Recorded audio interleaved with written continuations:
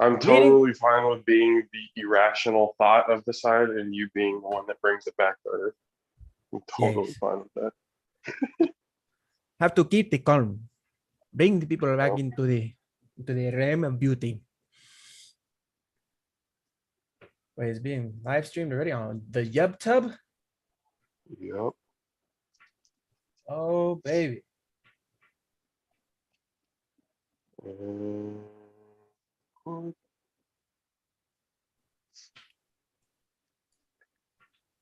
there it is. So now it's just a matter of sharing the shit all over the place until we can't share it no more.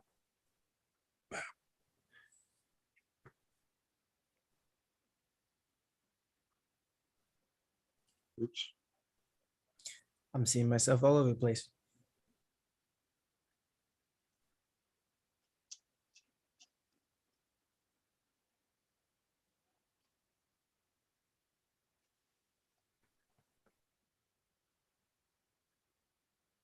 Do-do-do.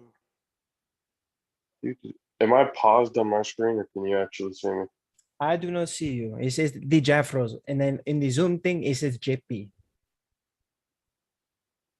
Look at this. Oh, it says, oh Look at yeah, that because it's the guy. original. Look at that guy. Ladies and gentlemen, we're live here Yeah. today. Hi-yo. All right. Here we go. Ladies and gentlemen, the Logical Senses podcast with AC and JP. We are live. We are here. It is episode 1, and it is time for us to ruffle the fuck out of some feathers. I am Ruffle your the host, feathers. Josh Renee JP. This, my brother from another mother, my co-host, AC Adam Kane, here to talk to you guys What's good, about pretty everybody? much anything and everything. This turned out to be one of those life podcasts that we just talk about life events, seeing what's going on, and we give our little humble opinion about certain things, wanting to have conversations with people, to be open to conversation with differing opinions. That's great. We'd love to have those conversations because we like to learn. You know, that's what you do as a human being. You learn. You go through your shit, you learn from it, and then from there, it is what it is. But to start it all off, how did we even come to this? Carefully. Adam, yeah, careful. That is for sure because we had talked about doing something like this a little while ago, actually a few years ago, when we first kind of brought it up and tried to bring it into fruition. Things happen, obviously. It took a little bit longer than we anticipated, but with um, the more kind of experience that I got behind actually doing podcasting and where I'm kind of trying to push things with the whole production company, um, I felt like doing sport. I caught myself when doing the All Pro Jaffos podcast, which is a sports podcast. You were sitting here talking about sports. Me, Country K, DJ Mad Six, just chilling there, talking shit, having a good time talking sports. But we find ourselves talking world events and stuff like that, stuff that actually matter, and stuff that actually like come into the world, and it starts to separate the whole. People want to go. I mean, yeah, people want to listen to sports and stuff like that to kind of get away from real life, but they don't realize that real life leaks into sports and everything all the time. True. So I figured the best person that I can do this podcast with, somebody I know that I've known Adam since we were what, seventh grade. We met at Leva, Holy crap. Yeah. Seventh grade. seventh grade. I'm 30. We're 30 now. We're old, ladies and gentlemen. Back in Yeah, our day. so so we met each other. So, just hit it off. We're literally virtually the same person. It's just certain actions that get carried out are different. Mhm. The thought process the same. It's just the action to getting to those goals is a little bit different. Yeah. But I he was a groomsman at my wedding. I trust this man honestly with my life. He's one of my very close, good friends who has been through it all with me. And I've dealt with him, but there has been a whole lot more things that have gone on with me that just kind of consumed everything through no fault of his own. He just soldiered up and kind of took that best friend role, but best believe he was one to keep me in check. Mm-hmm. And it's one of the things that I tell people about my friends is my friends are not incapable of telling me when I fucked up. And that's the thing. That is what we really need in life society today, people. No, I'm just kidding. No, well, I actually, I'm mean, not no, kidding, but yeah. seriously, because like every single one of my friends, like we're able to sit here, we're able to sit, talk shit, roast each other, do all that other kind of stuff. We're able to just, have a good time. But when it push comes to shove, when it comes to choosing a decision that's right or wrong or something like that, every It's single hard one of my sometimes. friends are able to. Oh yeah, I mean, there's definitely arguments, but in the end, it's just finding that communication that actually triggers the understanding. Yeah. You know, so we decided to get together and finally do this podcast and really talk about, everything, everything that we possibly can. So, first thing that came to mind, I talked to Adam earlier today and I said, what's going to be the top? What's going to be the first thing that we talk about? There's so many things, ladies and gentlemen. So many things. I mean, where do you really start? And then obviously the things that's in the news right now, Johnny Depp and Amber Heard, first thing that popped into my head was toxic relationships. Mm-hmm. Well, Well, I mean, you talk about going into something you talk about experiences visually, you see friends go through it, and it's one of those things, and especially in this situation. And it's very hard for me not to use the C word for Amber Heard. let's bring it to Australia. The Australians use that word all the time. No, I'm just kidding. So, I mean, Jim Jeffries will freely Oh, use the word if he wants to. that's lovely human being that deserves to be in places that no one really cares about. I know it's not an Australian accent. I'm just using one. Um, yeah, that you know, will This really before brings some shit to light, doesn't it?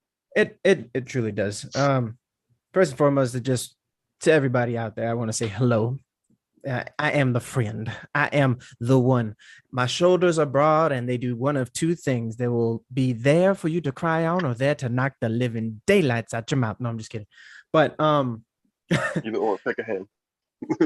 big either way. which, No. which one you want? Truthfully though, it's like I am just a goofball. You'll notice for those out there, disclaimer, I love accents. Accents make me comfortable. Reason being is He's an because I actor, find ladies and gentlemen. I am an actor. I am out here in the beautiful Hollywood area. I'm not gonna disclose where, but those who know me, you already know. But yeah, You're covering SoCal. I'm covering. exactly. We got all California covered. Everything in Yep. between. A little bit of New York, a little bit of Texas. You never know. But for me, like as an actor, I do voice acting, regular acting, the whole 9 yards. I will be using accents throughout the entirety because I feel it brings levity to some degree. Because listening to my voice, I'm sure y'all will get tired very quickly. You never know. So then I'll switch it up once in a while to just see if you're paying attention. So that's my introduction. We're basically going to have a podcast where there's two people, but you're going to hear 12.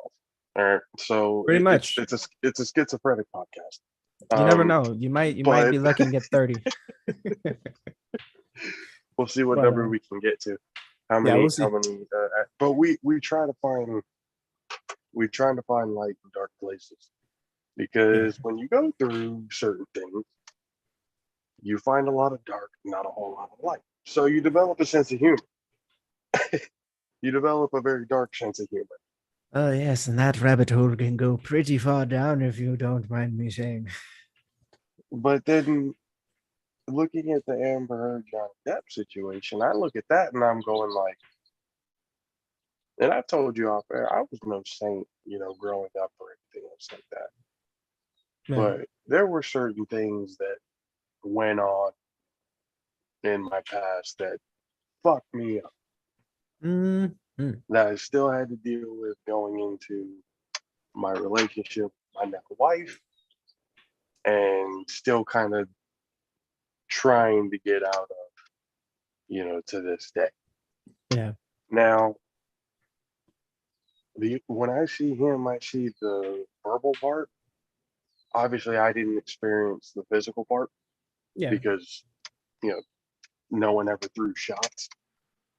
Him, on the other hand, is not just verbal, but he's getting punched in the fucking face for like no He's reason at all. yeah. I mean, people, it honestly, how do people justify Amber Heard's situation? There are actually a surprising amount of people who are actually on her side. Oh yeah, no, I've been paying attention, and every once in a while I'll jump into like these live streams of the case and everything, and I'll notice like every once in a while, like you'll see like 50,000 things for justice for Johnny, and then you got Amber, that's my girl, woo, justice for Amber, y'all need to shut up. And it's like, wait a minute, Justice for Amber for what? For yeah, shitting on somebody's bed? What is her justice? justice for his laundromat. I mean, Jesus, no, I mean, I mean, hey, what I will say though is at least we that's a know good one. for a fact she has a healthy colon because that came out, it was there. Well, his description of it doesn't tell me that it was. Uh, I don't know. He said I truly don't know. he said the words grotesque. Oh, well, that's unfortunate. Maybe she should get that checked out. He literally he in court, like I watched like some of these, like the clips of certain parts of it. Amber Heard's lawyer, that's one of those lawyers that you just know is there for just the slimy sons of bitches that you see on Oh, TV. hell yeah. That dude is just, he's literally going over all of these tabloid headlines Mhm. about Johnny Depp and asking him. And I'm like, and even Johnny Depp made fun of him. He was like, yeah, you read that very well. Good job. Attaboy. And I was looking at it going, like, there you go, Johnny, making some light out of it. I Yeah. was like, this is a fucked up situation when you realize this lawyer's a piece of trash. And just went, yeah, yeah. You He's got it. basically, he's all, did I read it well, Johnny? Did I do it? Did Did I I do it, do it Papa? okay? Did I do it okay? Yes, Did I you do did, it, son. Daddy? Yes, you did. Go Go get get your yourself a cookie. Go, yes, and go get your cookie.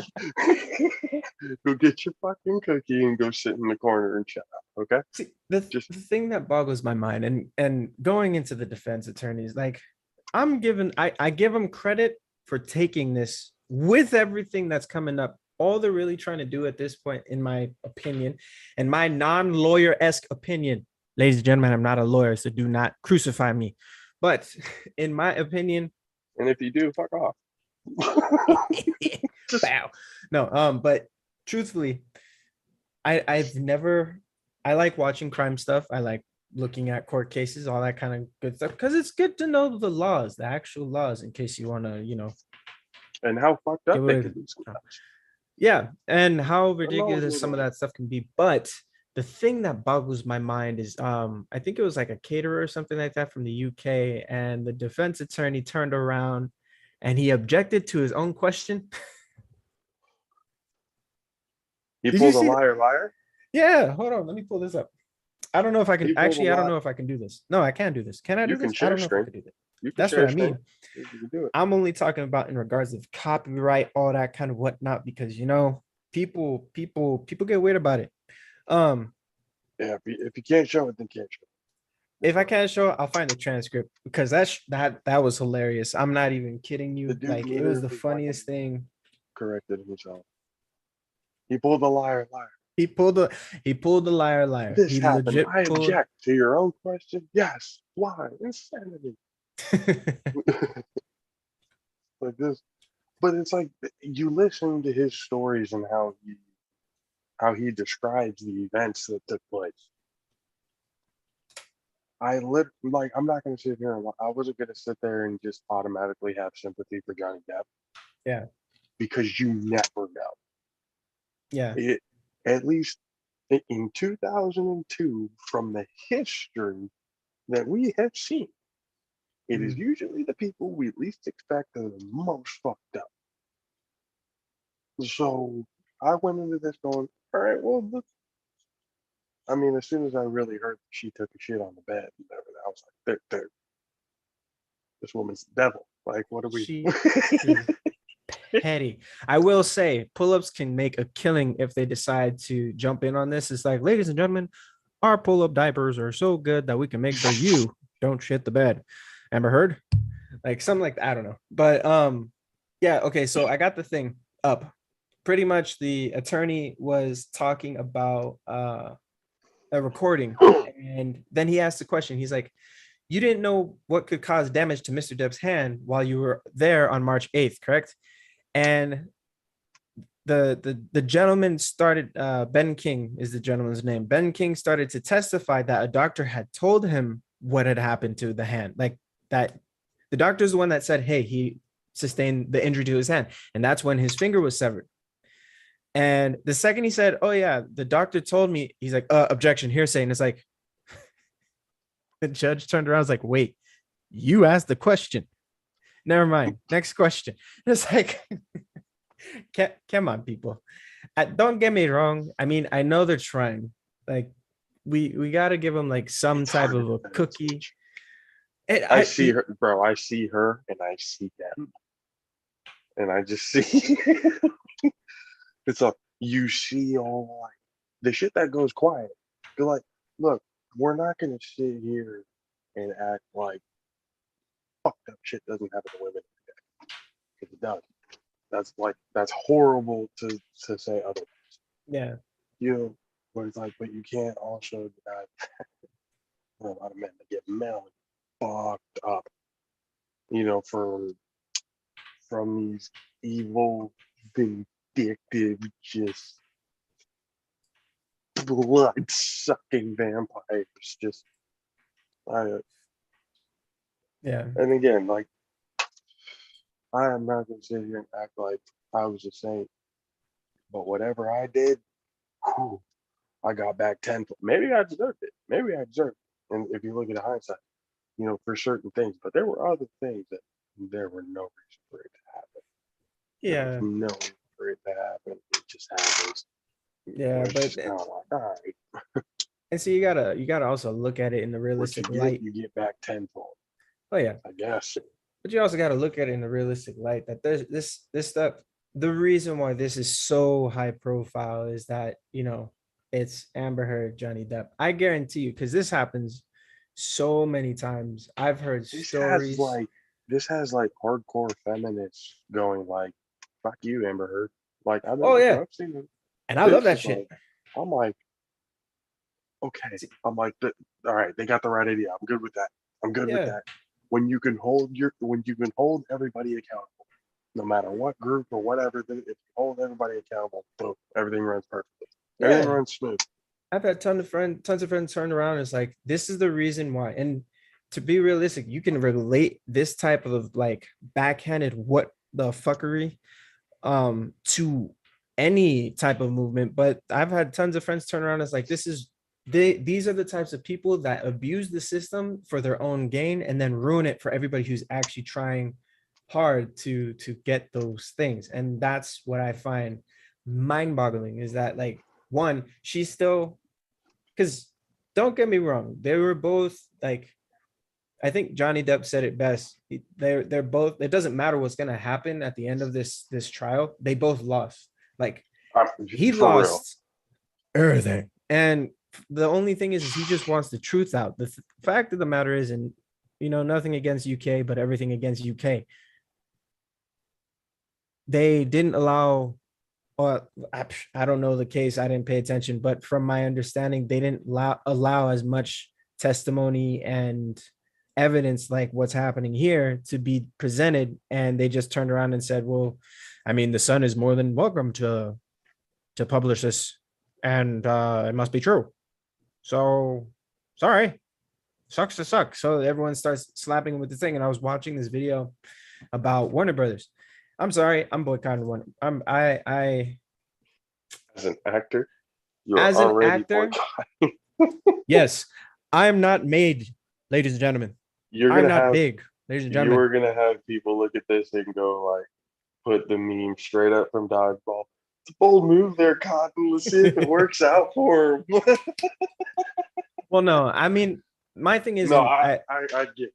I get you. my There's a biggest thing reason is, why you would do something. I get that.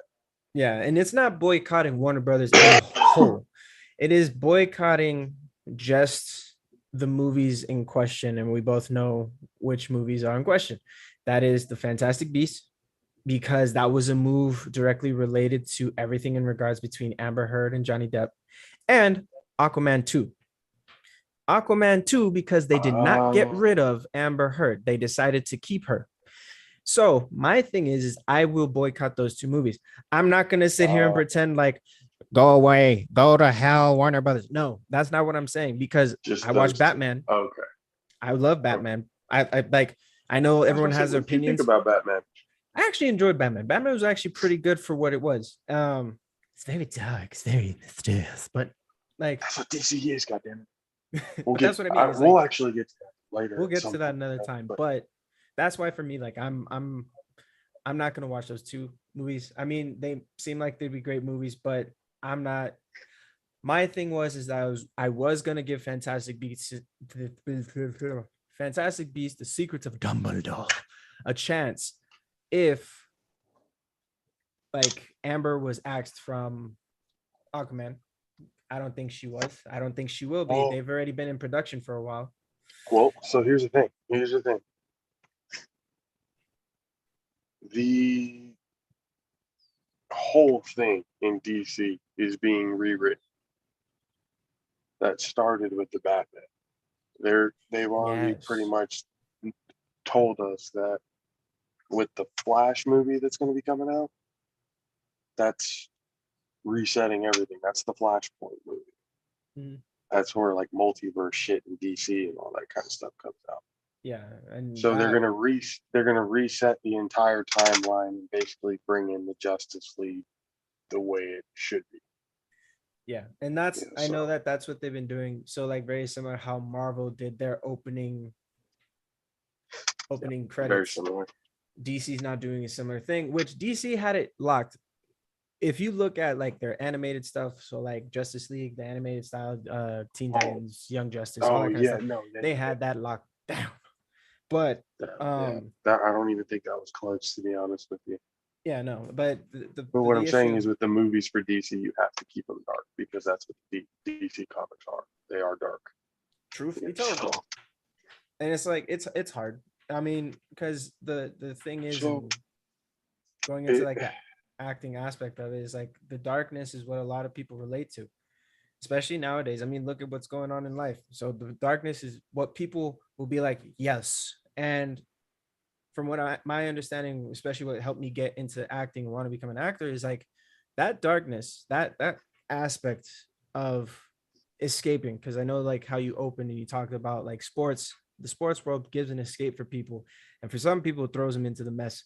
I've seen fights. We've seen fights. It was at what we went to the Niners game at Candlestick before they closed down, yeah, when and they played the Raiders, that where yeah, we saw fights at every fucking point of the stadium. that was hilarious. But yeah, there's that where people get so lost into it and like they're drawn to it. And yes, it's cool to be a fan. Yes, it's great to be that kind of stuff. Sometimes I will say, as one of those fans that, sometimes goes a little overboard, we need to calm down.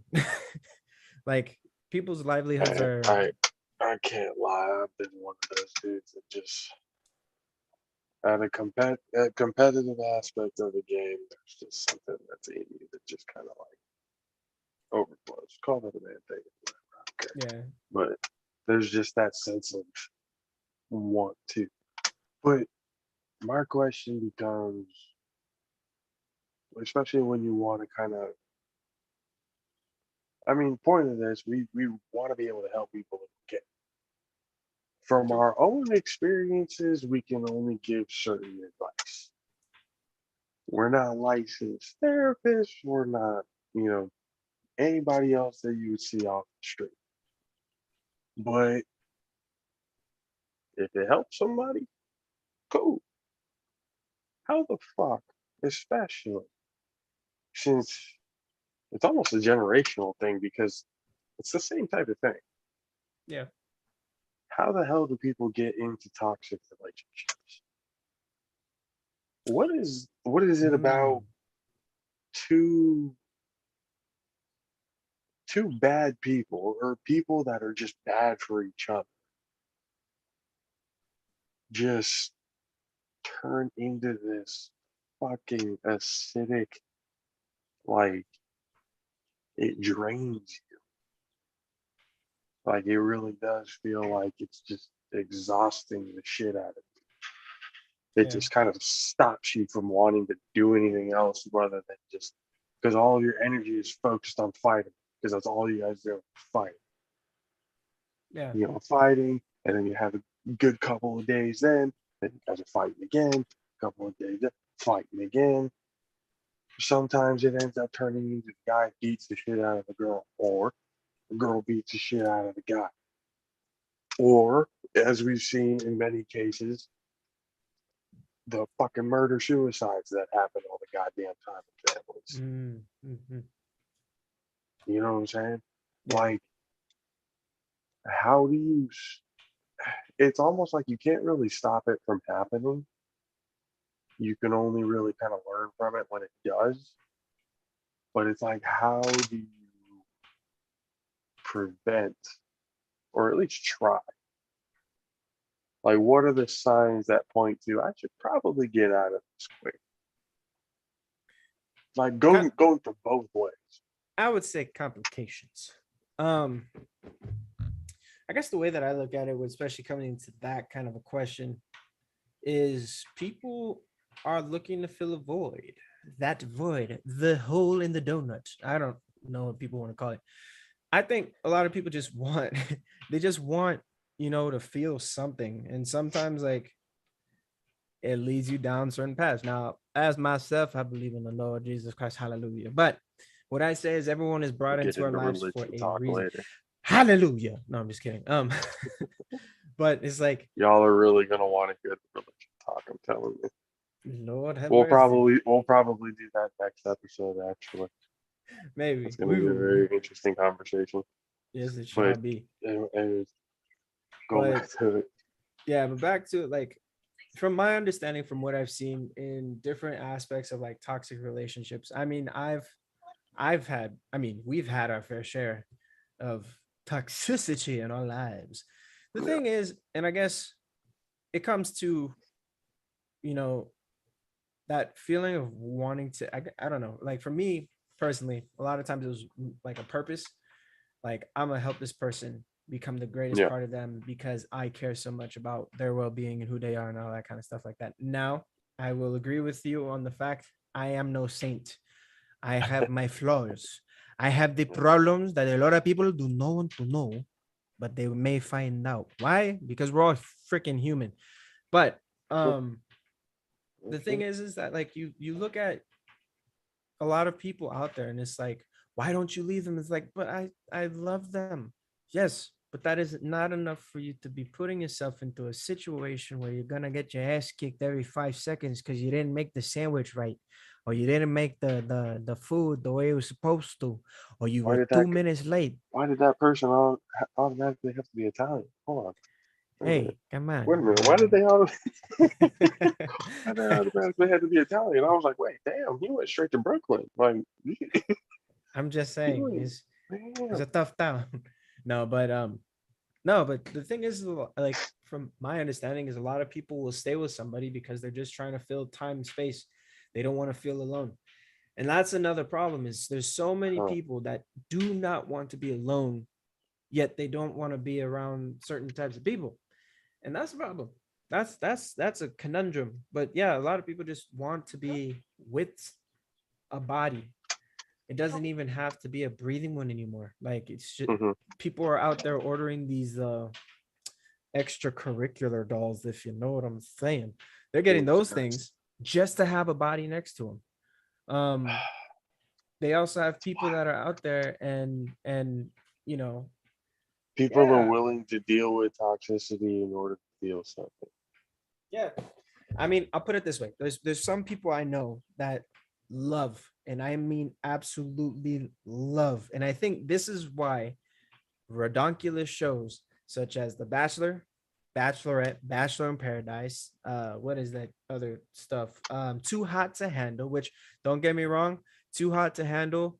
I appreciate it because it turned out to be wholesome. But don't ask how I know all this stuff. Okay. I've been down You're some in dark paths. Hollywood.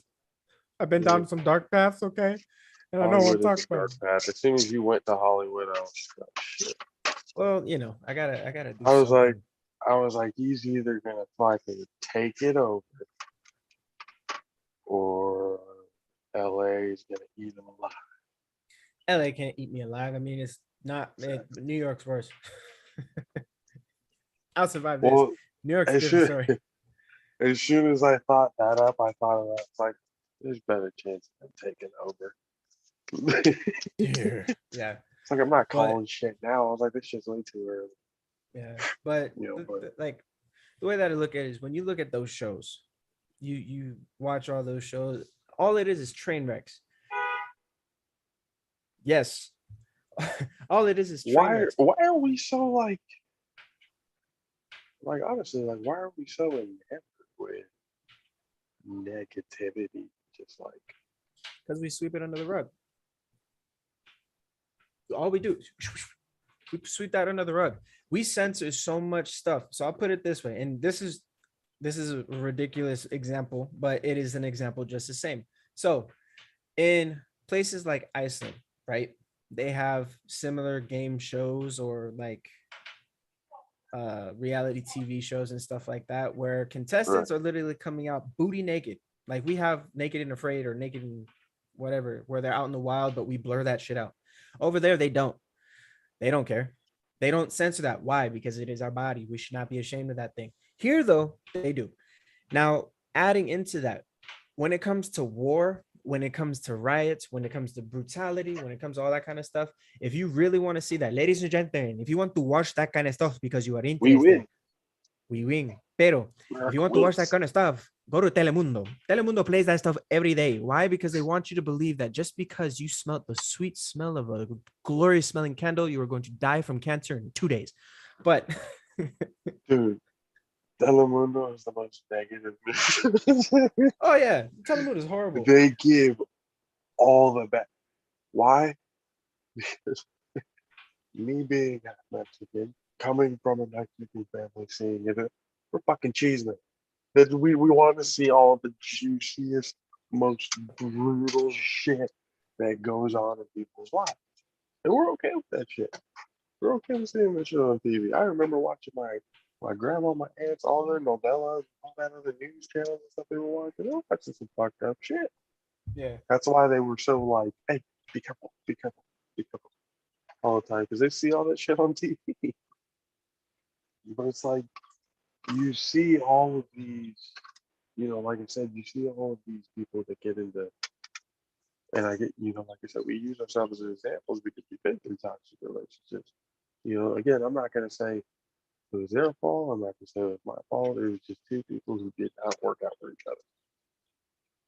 It just was not, it was a boiling pot that just did not mesh and it was drug out way too goddamn long. Yeah. It took too much away from both of our lives being able to move on and do our own thing. Oh yeah. So it's like if you start looking at it that way, and that I've been very, at least lately, I've been very like be accountable for your shit. Yeah. Like bad things that happen, if you look at it, sometimes, I mean, there are times it's not your fault. That shit just happens. You got to take it and how you react to it. The typical cliche, how you get up is, the answer to the problems and everything else like that. It's like, well, Yeah. sometimes it's not that easy. And especially when you're going through times like your first love or like your legit first love, you just happen to catch the first love bug with that bad person. And it just, or that person who doesn't mesh, and it just takes it out. So it's kind of like, what are the signs? Like you said, like the communication definitely shows kind of a sign of whether you should really, because I know some people say it's not really no relationship is 50-50, everyone. I'm like, it isn't, but it is. True. The amount of effort that you put into the relationship is the amount of effort that your partner should be willing to put into the relationship. Yes. That's basically how it should go. You both Yeah. hold each other accountable. You do when you do things or when you fuck. Hey, come on, we got to get shit done. We got to do this. We got to do that. Let's being able to communicate. Yeah, you're gonna have arguments and stuff like that, but at least you'll be able to communicate it out, and you'll be fine. But it's kind of like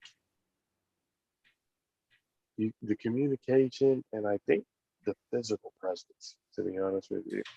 Well, yeah. And here's my like another thing I think that plays into that. You got to think about it where you can have like the physical presence, but what I've been noticing a lot in regards of different types of relationships is that there's sometimes one person they like to be more physical than the other, and in other cases they just like I need my space. I need Yeah, at no, least that's what 10 that's what I feet mean. separation. When I say physical presence, I don't necessarily mean like the size of the human being Yeah. or like the size of the person. Or there's like there's a certain aura. It's not so much as I love this person. It's also kind of afraid of this person. Afraid. Like as soon as you start feeling some sort of like fear that if you do something wrong or you know minor things or whatever, that's like as soon as you do that, it's just gonna blow up and just boom, combust. Afraid? Yeah, Like the fear of God? No, I'm just kidding. I No. will. Well, no. I mean, I I hear what you're saying. And my thing is so when I look at fear in a relationship, hmm, the way I look at it is it's more of you don't think Johnny Depp had a fear of Amber Heard? oh, I 100% feel he had a fear of Amber Heard, but I also think for him, his fear came mostly down to the fear of losing her in her own darkness. Because there came the conversation where he thought he could save her because Even after all that shit in even 2016. after everything, because you got to think about it, there came a point where as he was testifying they were trying to make it seem like he was a harmful threat to Amber Heard because I guess like in San Francisco he pulled a knife out and threatened like he's like to cut himself or something like that. Now that's what they're trying to make it seem is like, oh, you had a knife and you're going to try to hurt Amber Heard, weren't you, buddy? But the reality came down to her, well, at least from what he explained allegedly, is that no, I had nothing else to give this woman. All I had left was my blood. That's the only thing she didn't have. So I pulled the knife out, put it to my arm, and said, here, cut me. Take my blood because that's the only thing. He was trying, at least from that audio, he was trying everything in his damnness to make it okay for her, to try to save her, to try to do some type of thing to make it okay in a box. And I know that a lot of people are trying to equate it to People will his look at it in hindsight wise, like, oh, you should have just laughed. You should have. It's like, well, I mean, it's hard. until you're in one relationship, you Yeah, don't I'll really put it. understand how difficult it is. And you Yeah, might be no. in one now. You don't just realize. So it's like, And that's the tricky part because be everyone will sit accountable, there, people. point. Yeah, they'll sit there and point the finger, not Oh, realizing three are pointing back at them, and then they'll turn around and be like, "Well, they need to separate because they're in a toxic relationship." more Wait a worried. minute, didn't They're you more tell worried about me? everybody else's shit than Yeah, it's like, than didn't you tell their me own. last week that you were having problems in your relationship? Deborah? No, I'm just kidding. We don't know a Deborah. If there's a Deborah that ever watches this stuff, I'm sorry. I It's the don't. Please don't main be mad at me. example. It's the main example. That's But the fault. that's the thing is like you got people out there, you got people out there that will be sitting there talking about, you know, like it's so much easier for somebody outside the box to dictate what's going on inside the box. But every time they're inside that same box, they don't know what to do. They're like a chicken with their head cut off, running around all kinds of crazy, not knowing what the hell is up and down. And then next thing you know, they trip over something. That's it. Everything Do starts you, tumbling down. do you agree that domestic violence against men is a aspect of life that nobody really gives a shit about? Nobody gives a shit about it. I'll put it. Sorry, that was a little bit I mean, abrupt. no, you I had confirm. some. No. Like you confirm it because like it's because I mean, at least for us, I mean, the only thing that I really hope for the next generation is that they really understand that it just takes being a good person. That's it. That's all the key to life. If you're just good to people, good around and do what you need to do, whatever you're dreaming of putting out there and or doing whatever it is that you want to do for work, school, whatever it is, that's cool. You don't need to be stepping on anybody's toes, to get there. You don't need to be stabbing people in the back. You don't need to be an asshole. There's no need for it. There's no Yeah, need for it. So it's just at a point where I mean, again, people gotta get this shit together because this shit's going downhill very fast because old heads are gonna be gone soon. This country's gonna be turned over to us. And what the hell are we gonna do with this country? Are we all gonna be sensitive to everything that goes on? Or is sticks and stones may break my bones, but words will never hurt me, just completely fucking extinct? nope. Sticks and stones, words, fucking glares. Like if anybody It all knows, hurts. if they ever seen like a Mima glare or like Big Mama's Big Mama's glare, that thing hurts to the bone. I don't care. Those looks can cut people. I don't give a rat's ass. Speaking of looks, when Jada looked at Will, Bro, what look was that to you? What that look look. was that to you? I'm gonna cut you if you don't slap this fool. That's, that's exactly what that was. I told him the same thing. I was like, anybody that's been through a shitty, they know that fucking look. They know what that look means. That means you got to get up and do something about Yeah, and this is like the crazy thing about it because it's like you saw that in the moment when they cut to Will and Jada in that second, and like Will's chuckling. That was a it. funny ass joke. Will was busting out laughing. Yeah, The Fresh Prince of Bel Air skit, the one that went viral after that happened, that shit came to fruition. that hey, what goes around comes around. But like, I I'm mean, sorry. Will, how do you live up to Tupac? That's a difficult thing. However, I will say this. I will say this. It is kind of messed up to the degree. That's fucked up. I'm sorry, Will. I'm sorry. It I it, didn't it mean it is. like that. I mean, I hey, mean, Jordan Lucas made a song about Will. you were a fool for slapping Chris Rock. It's a funny meme now. We can use it. We can all laugh about it We now. can use it for anything we want to slap the But hell out of. But in the moment, there was no one more bitch made in that moment than you, Will Smith. unfortunately, Okay. Again, unfortunately, with all due respect, you Mhm. fucked up. You that is what it is. But it's like I started hearing the conversations going like she on live television said that she had an entanglement with somebody who was her son's age and helped him with rehab.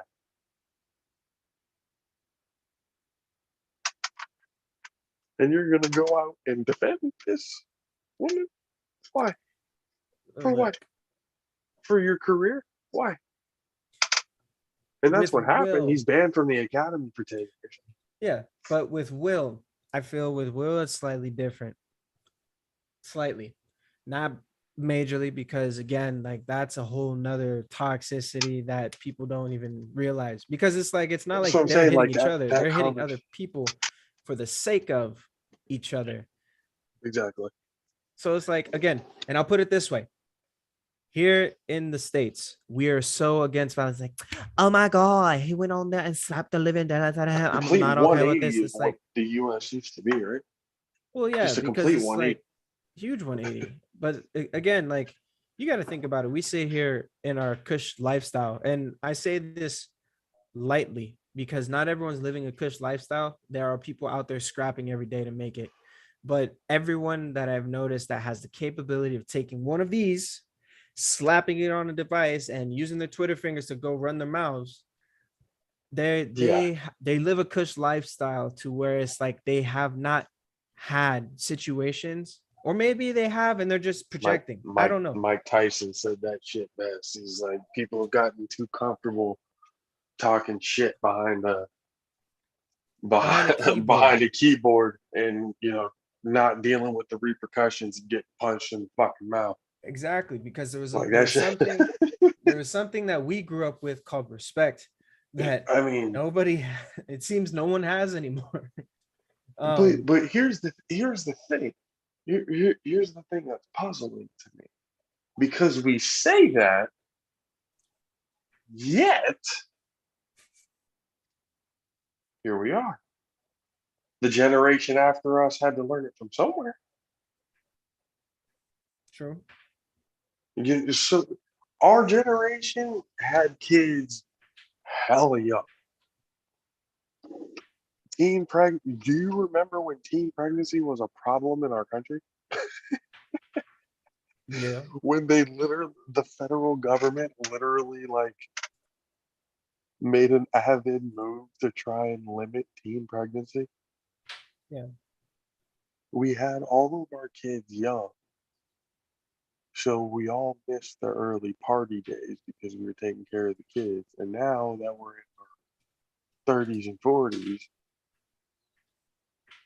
we're back to wearing backwards hats and fucking Converse. Like, it's cool. Yeah, and they're bringing back all the stuff that we grew up with, and it's like, excuse me, we came up with it first, okay? Back off, That's you the bit. biters. That dude, that is actually the thing that pisses me off the most about it all.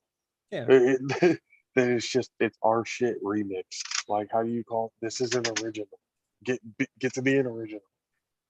So that's all I miss from music and stuff. It's like I hear the same thing, like, oh yeah, I know this song. Someone else starts rapping, I'm like, and mumble rapping at that, like not even good Oh rapping. my God. I can't. I can't with that. It's like anybody can make a song now if they really wanted to. Just be As long really as good the at, beat is cool. yeah, make a As long fat as the beat beat. is good. It's like, yo, this beat is sick. Wait a minute. Let me drop The it for a beat is quick. Oh the my God. beat No, is no, no, no, good. no. The beat is good. The hook is semi decent, and your verse isn't too long, like a couple of bars. You just let Yeah. the song kind of ride out, then you just do background noises and shit. Like skirt, yeah, dude, just chirp and do all that kind of shit. Yeah. Make animal noises in the background for the rest of the song. You can fill up 2.5, 3 minutes. Then you Yeah. have a hit song. And that's Why? the Because thing. people are. Fucking We call ridiculous. this the rebirth of common sense because that's something we kind of want to bring back. That's one of the things of logical senses that we were thinking. People just don't think. Yeah. You just kind of. Use this. The gray matter between your ears. Use it. And press Windsor Presley brings a good point. Sex ed was running rampant in our young ages. Everyone was getting preggo. And it's like, you know what? The thing That's about that exactly what sex, happened. well, no, I was in I fourth grade. my thing about it though, is sex ed wasn't taught properly. Reason being, That's also true. Think about it. All they did is like, ladies and gentlemen, the boys are gonna go in that room. The girls are gonna stay right here, and we're gonna go ahead and explain to you what's going on with the body parts. Now, if you can keep the laughing to a minimum, that would be fantastic. So That's first why our things first, this is the vagina. That was what they broke it down to. So that's why they our go through. generation was like, oh, we don't know how this thing works. Yeah, it's like, can I get it to go places? I barely can make it in this toilet seat. How am I gonna get You this to make realize babies? you Like what? realize that we didn't know the generation. We didn't know what we were doing, so we developed an excuse called ED. I can't get it up. It must be erectile dysfunction. It's like, Give me you some know, pills. because you don't know how it works. That's why. Yeah, no. Like It's it's like, and just I actually out to that's funny. bring my education into fruition for once in my life, Do you outside think of that can? Do you think that can attribute to the spike in those toxic relationships? yes, 100%. I'm gonna tell you this right now. The type of sex ed that is taught in elementary school, middle school, high school is Mhm. nothing, absolutely nothing in comparison to the human psychology 110, which is, for layman's terms, for those who don't know, it is literally human sexuality in college. Um, I learned so much in regards of Read a book, communication you and nerds. respect. Yes, read a goddamn book. Um, it's the way they teach you sex ed in college in comparison to how they teach you in high school is completely different. And it's like, you wonder why kids are going out there getting pregnant at young ages is because you ain't teaching them shit.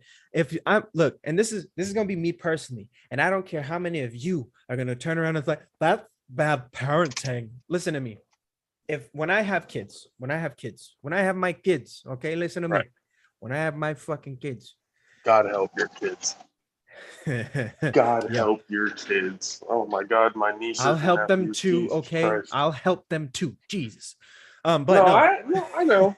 They're gonna be the greatest dancers of all time. Like Hell yeah. I know that. I know that part of it. Hell yeah. But um but I know you. There is They're nothing not gonna wrong know. with me. They're not gonna know who's coming. You're literally gonna be a Christopher Titus skit. You're you don't know who the hell's coming to dinner.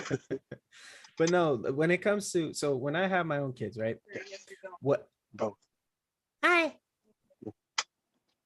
Adam says hello. But when it My comes to wife. me Though. with my own kids, I want to teach them right for this reason and this reason alone. I want to teach them, proper sexual education, because am I going to be a grown up? Teach my kids proper sexual education so that they are educated going into sexual encounters as they get older? Or am I going to leave that to their stupid little friends who decided to go on Pornhub and decide to yank and tank one, and then all of a sudden be like, yeah, every single female likes it when you do that kind of stuff. Yeah. When we were kids, it was something different. But It was, yeah. But my thing is, and I'll take it back to this. And don't get me wrong, I love that. Going back to Silver Creek, I love the team.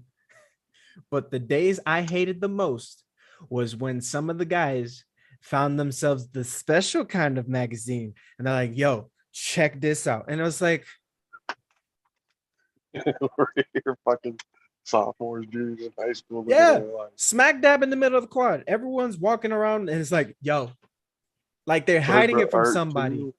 Like, what are you doing? Put that shit away. Like, what are you Yeah. stupid? Like, like, what the hell is that, man? Just why are we so stupid? Like the younger we are, the dumber we are. We're just the younger we are, we're just kind of like, oh my God. Because when I look at people who get into a toxic relationship, that's why I say, like, it goes back to forever. It's just a vicious cycle. It never changes between the generations. Yeah.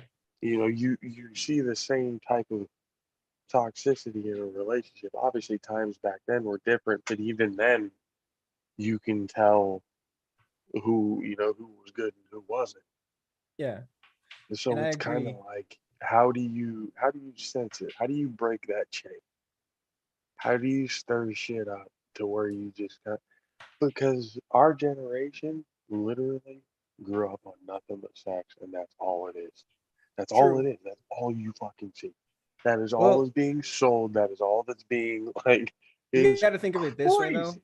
and I'll give credit to Pornhub. They They took advantage of that shit.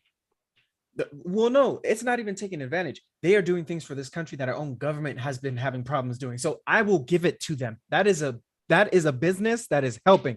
But to bring to the point of like what Jessica and what Windsor's saying, so sex ed has been getting better in places, but I do feel personally, I do feel they should improve on, like how Windsor said, simplicity.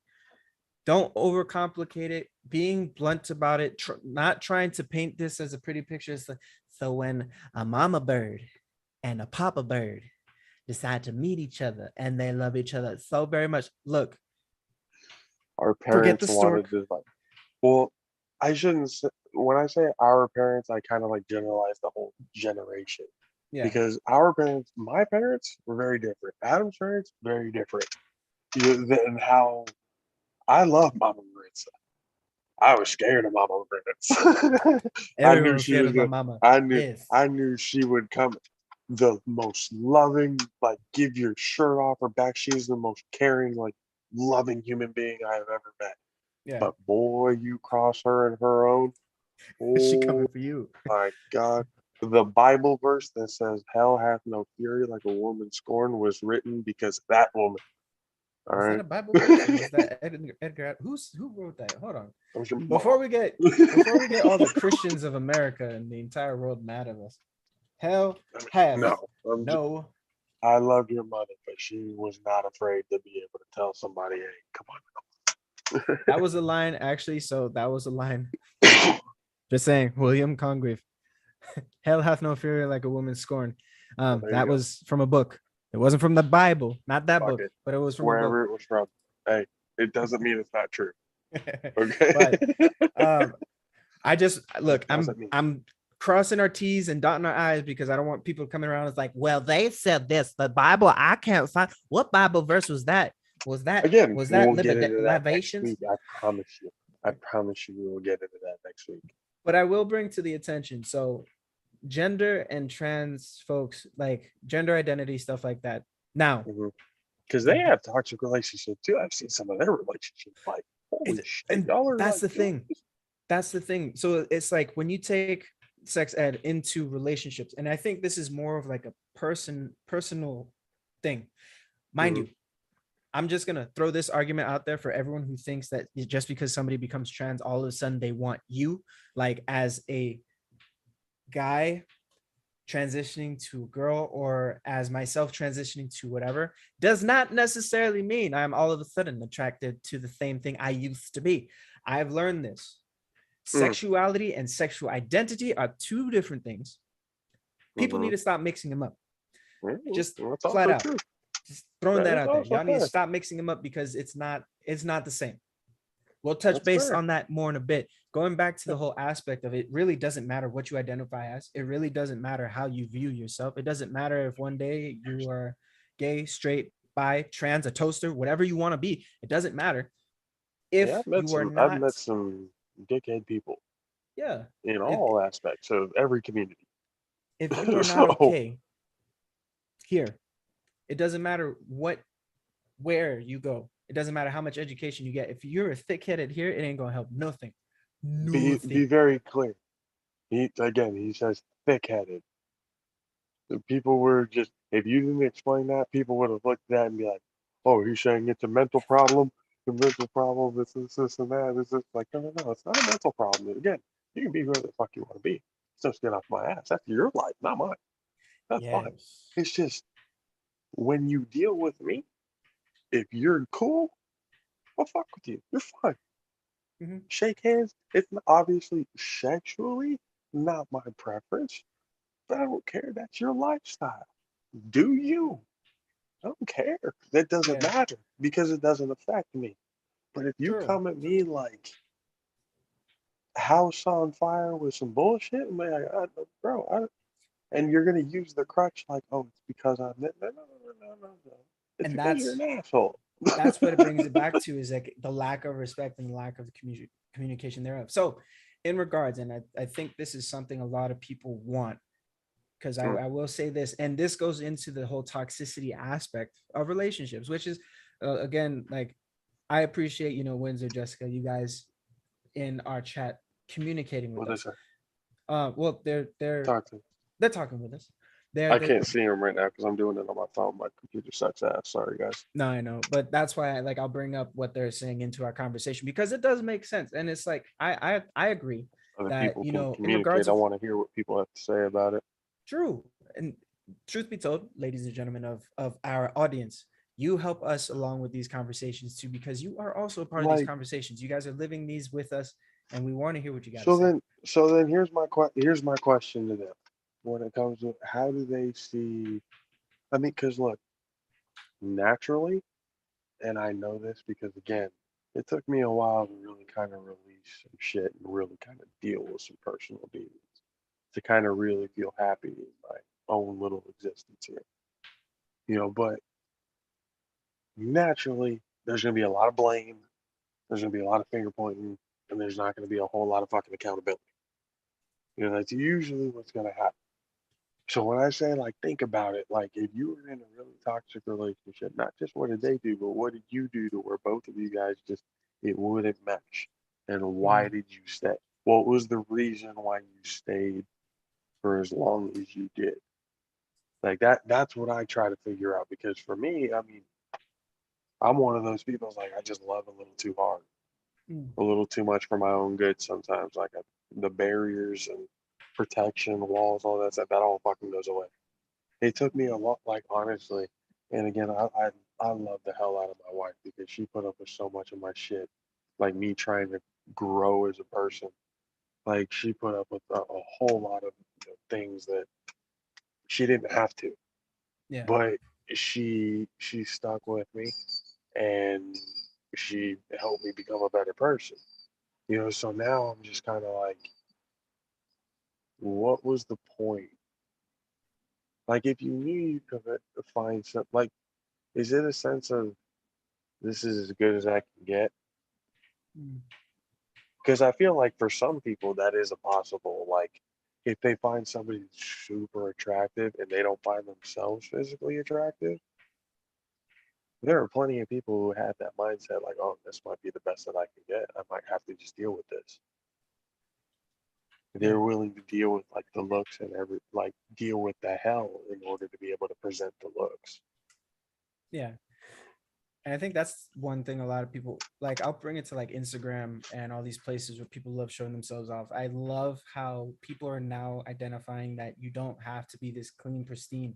Like, love your flaws, love your flaws. Yeah, I think that's where a lot of people mix up in regards of like first loving themselves, because truth be told, I feel you should have love for yourself to a degree, because when I believe you are whole in yourself, when you know who you are, when you know what you have to offer and what you bring to the table, it makes it easier to find that communication. It makes it easier to find that balance. Whereas if somebody else is lacking in a space, or if you are lacking in a space, but you know what you are capable of doing, and you know where you are lacking, you can communicate like, hey, I know that this is not my forte. I know that I am not in a place to speak on this like an expert or something like that. right. How can we, It's all based off experience. That's all it yeah, is, really. and it's like, how can we come out of this together? And that's another thing. A lot of people Yeah. will look at problems. They'll look at problems like, what is it? Johnny Depp, to bring him back into it. Johnny Depp, when he was Captain Jack Sparrow, one of the lines he said is like, the problem is not the problem, it's how you view the problem that's the problem. And a lot of people like to make it me versus you. X versus Y, A versus We B, whatever have they want that it to be. inherent, we have that inherent feeling to want to be able to fix somebody. Yeah. When in We reality, a see lot of the their time, flaws and how bad they are. We want to be the one that swoops in and saves the day, and we're willing to deal with the backlash that comes with it. yeah. And I will say this. So it's like I've gotten in arguments. I've gotten in arguments in relationships in my past. And one thing I do want to bring. Oh no, no. So What? well, Jessica was making a point about a hypothetical that I brought up where What'd you say? trans people have gotten aggressive or disrespectful about getting their gender correct. Um, Okay. that has happened to me once, only once. And then everyone else that I've communicated has generally talked to me with respect if it was incorrect, and I apologize and that kind of thing. I will get back to that in just a moment because Well, that is a good point. I want to make it very clear to people for one thing too. This is not one of those podcasts because I see a lot of the podcasts that they have a very strong point and they will literally defend that point to the bitter end to where they're not listening. They're not willing to take more information in. Yeah. So I want to be very, very clear. We are not that type of podcast. We are very much willing to hear your experiences because, again, everybody's experience is very unique in their own way because people deal with them differently. Yeah. So because if we have a certain opinion about something, it's because of our own personal experiences having us think that way. Mhm. So if you disagree with it, that's fine. You can. But, be able to let us know, hey, or at least try to steer us in the right direction when it Yeah. comes to And a more educated opinion and everything like that. That's what I'm saying. Like, we're and not here that's to like sit here and like, oh no, you're wrong. You're just like, no, absolutely. Like, we want to be able to talk to you guys. Like, that's the whole thing. yeah, Jessica, you need to relax over that. No, I'm just kidding. No, but like Hey, the, but I to also want to be very clear. If you're dead wrong and you come in with some bullshit, we'll come after the bullshit. But that's we're again, coming. this is why we want to call this logical senses because we want to think logically in this. And again, not all logic will fit every situation. And there are things No, that that's we also don't, true. yeah, there's things that we do not know, and we Mhm. will have it from our lenses. We'll always have it from our lenses until we have somebody who comes in and helps us view it differently. So I'll put it into perspective to go back to my sex ed college class where I had a particular lens about BDSM. Okay. I had a particular lens about it. It's sexy time stuff for those who don't know. But We're over I here had a talking particular about toxic relationships, and you bring in BDSM. This is not a Rihanna video, okay? This is not. I don't know what you heard. I don't know No. what you heard, but I know that this was not in the description of what I told you this would be Well, no, it's not, but it has a about. point. It has a point in regards, it has a point in regards of like for me, it has a point for me, and I will get to that, Jessica. Don't worry. It has a point in regards for me where it's like just because I feel a certain type of way about it before I hear about what it is, and because I have a certain perception about it prior to learning about it and actually Right. communicating. Because my thing is, and it's not only with, I'll keep it with this way. In regards of trans people, it is one of the conversations, but I can turn it around as myself, being Black and Puerto Rican. Black people will do the same thing where they will be disrespectful outright. Why? It's because I'm Black, isn't it? And they will hold on to that. They will hold on to that like it's a freaking crutch. And it's sorry, I'm getting It passionate. is. No, They'll well, I mean, but that's the thing. It is one of those things that we've become very sensitive. Period. We've yeah, become very sensitive to the point where it's like, I mean, my mother.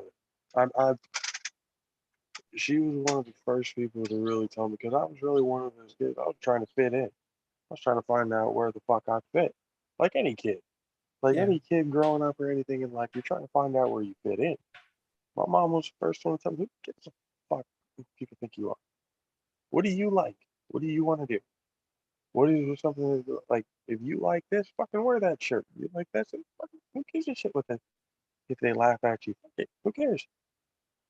Mhm. It doesn't fucking matter.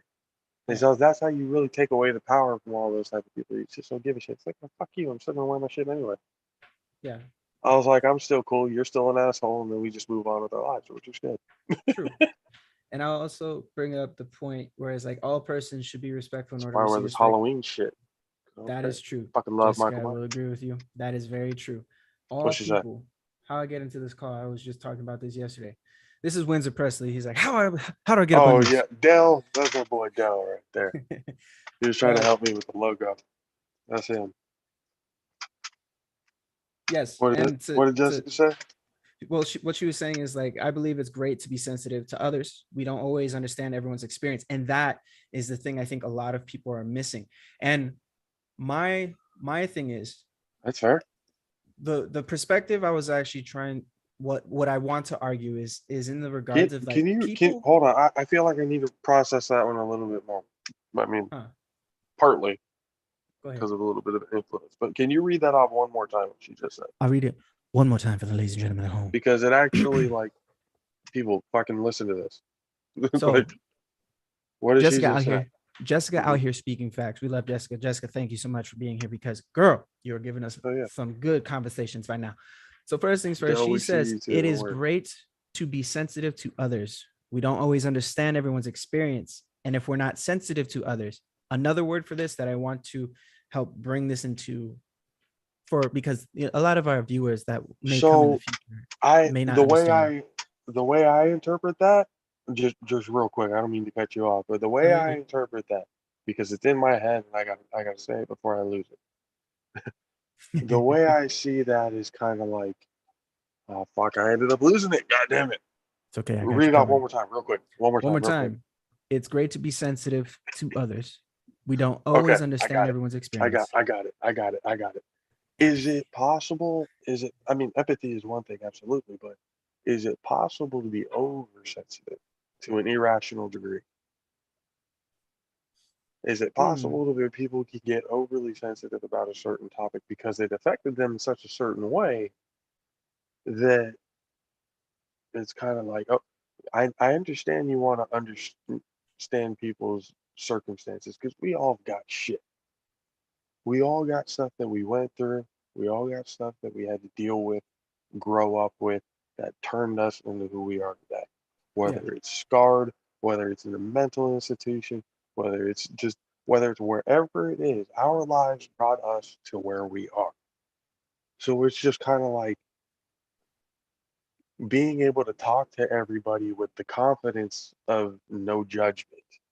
Because I think that's where it really comes from. People are so afraid of being judged by other people that they just they get overly sensitive about certain things instead of True. being able to talk to it and understand, things fully. Because again, I may have my opinion on something. If you think it's wrong, because I mean, at least for myself, I try to have all my facts straight. And if I'm wrong, you let me know. We'll handle it. We'll fix it. I try to have all my shit together.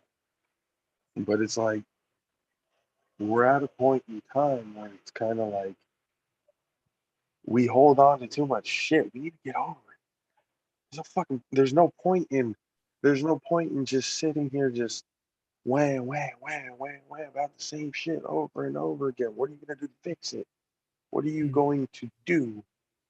So it's like if you want people to be able to understand and listen to you comfortably, you have to be able to kind of let the oversensitivity, because since they don't understand, you can't like pop off at them, because people do that all the time.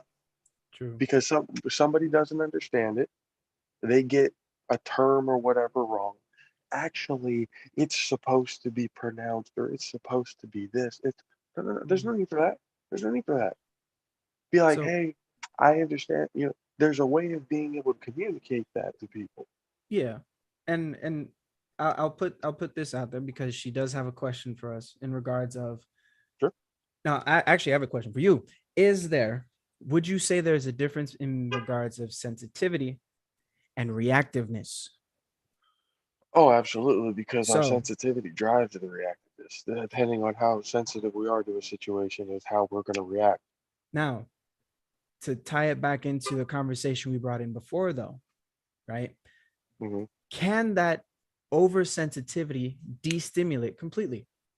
Think about it this way. To bring it back to the Amber Heard Johnny Depp case, can Hmm. being oversensitive to a situation or to a scenario cause somebody to react in a different sense?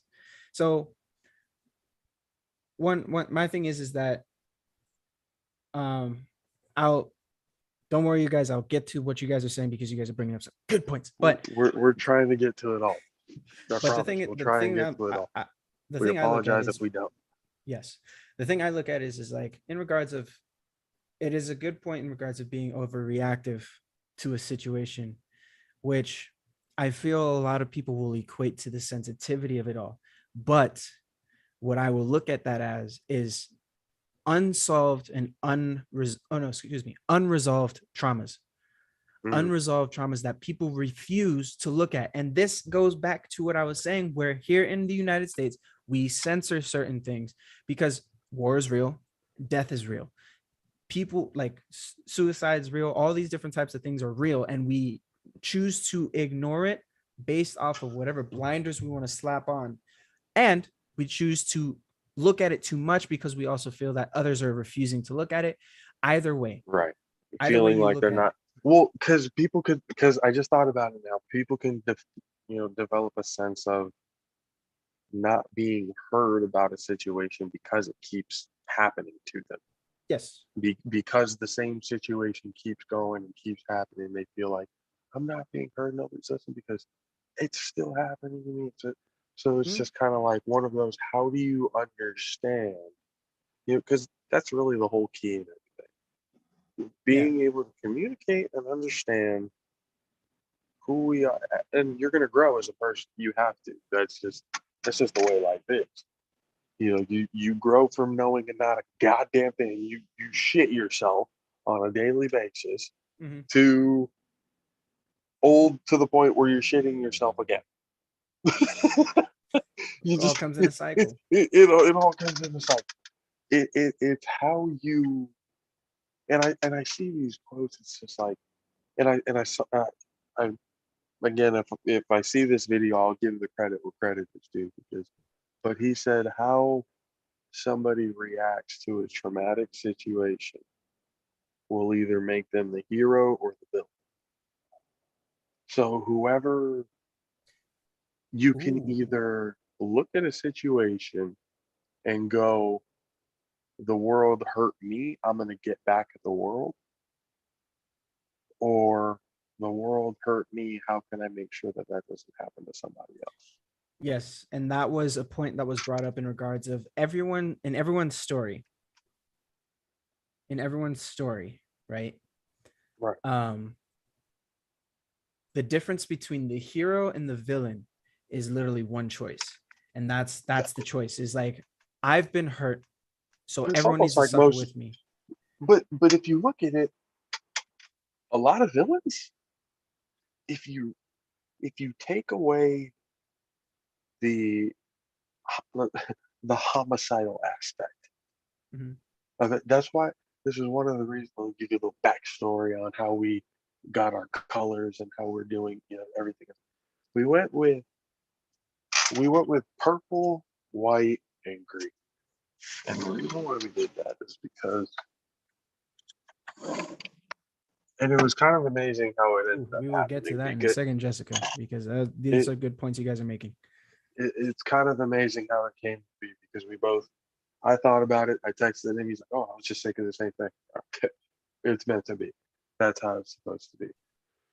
When you take away the Joker's aspect or the homicidal aspect of his character, some of his points are not wrong on how society really treats things and how they handle and do things. He's not really wrong. Mhm. So it's it when you look at a superhero and you look at a villain, both of their quote unquote truths are justified and correct, but based on the lens their that they use to view their them. and their actions is the only thing that differentiates them from wrong and right. Yeah. From And being able to uphold to just destroy. yeah, and the whole thing about wrong and right also comes to the perspective of the lens you're viewing it from. It doesn't necessarily mean it's 100% wrong or right, because you go back to slavery, or not even, let's not go back that far back. But Let's go back to we like, live in a dude. We live in a society like we got to be 100% here. We live in a fucking society where it's it's guilty before innocent. We don't go innocent until proven guilty. That's a fucking myth. true. That doesn't happen. And even when if people are proven innocent, there are a lot of people who still think the Yeah, it's like worst. fake news, fake news, fake news. You know, They they were paid. if it doesn't They were paid. appease our own ego, because Mm. our generation was told their entire life they can have whatever the fuck they want. That's where that entitlement came from. But I love how the generation above us, like our parents and stuff like that, you guys are so entitled. Your fucking fault. Mm. You guys are the ones who decided you didn't want to raise us the way our grandparents raised you. Yeah. So we had a different sense of entitlement because we can get away with a whole lot more shit because you were just thinking, kids will be kids. Yep. It's, well, That's how you you look guys at, there was that video so that we turned up. has been circling around, that video that's been circling around where it's like tough times creates tough men, or creates easy times. Easy times creates, We I can't remember what easy the, so tough times create tough men. Tough men create easy times. Easy times create weak men, and the cycle just continues. yeah. Weak men But create tough times, and then the strong. yeah, and to bring back like what they're talking about. So right now they're talking about how we were talking about the Amber Heard situation in regards of like feeling like it's bringing to I was gonna light say, the point that we brought up what is earlier. Dell saying here? What does he got? What does Jessica got? I want to hear. Well, yeah. So as of right now, the conversation is going into the fact which we brought up earlier, is that like this is bringing up to light that, you know, Amber Heard coming around in this situation is bringing to light that yes, guys do get abused as well.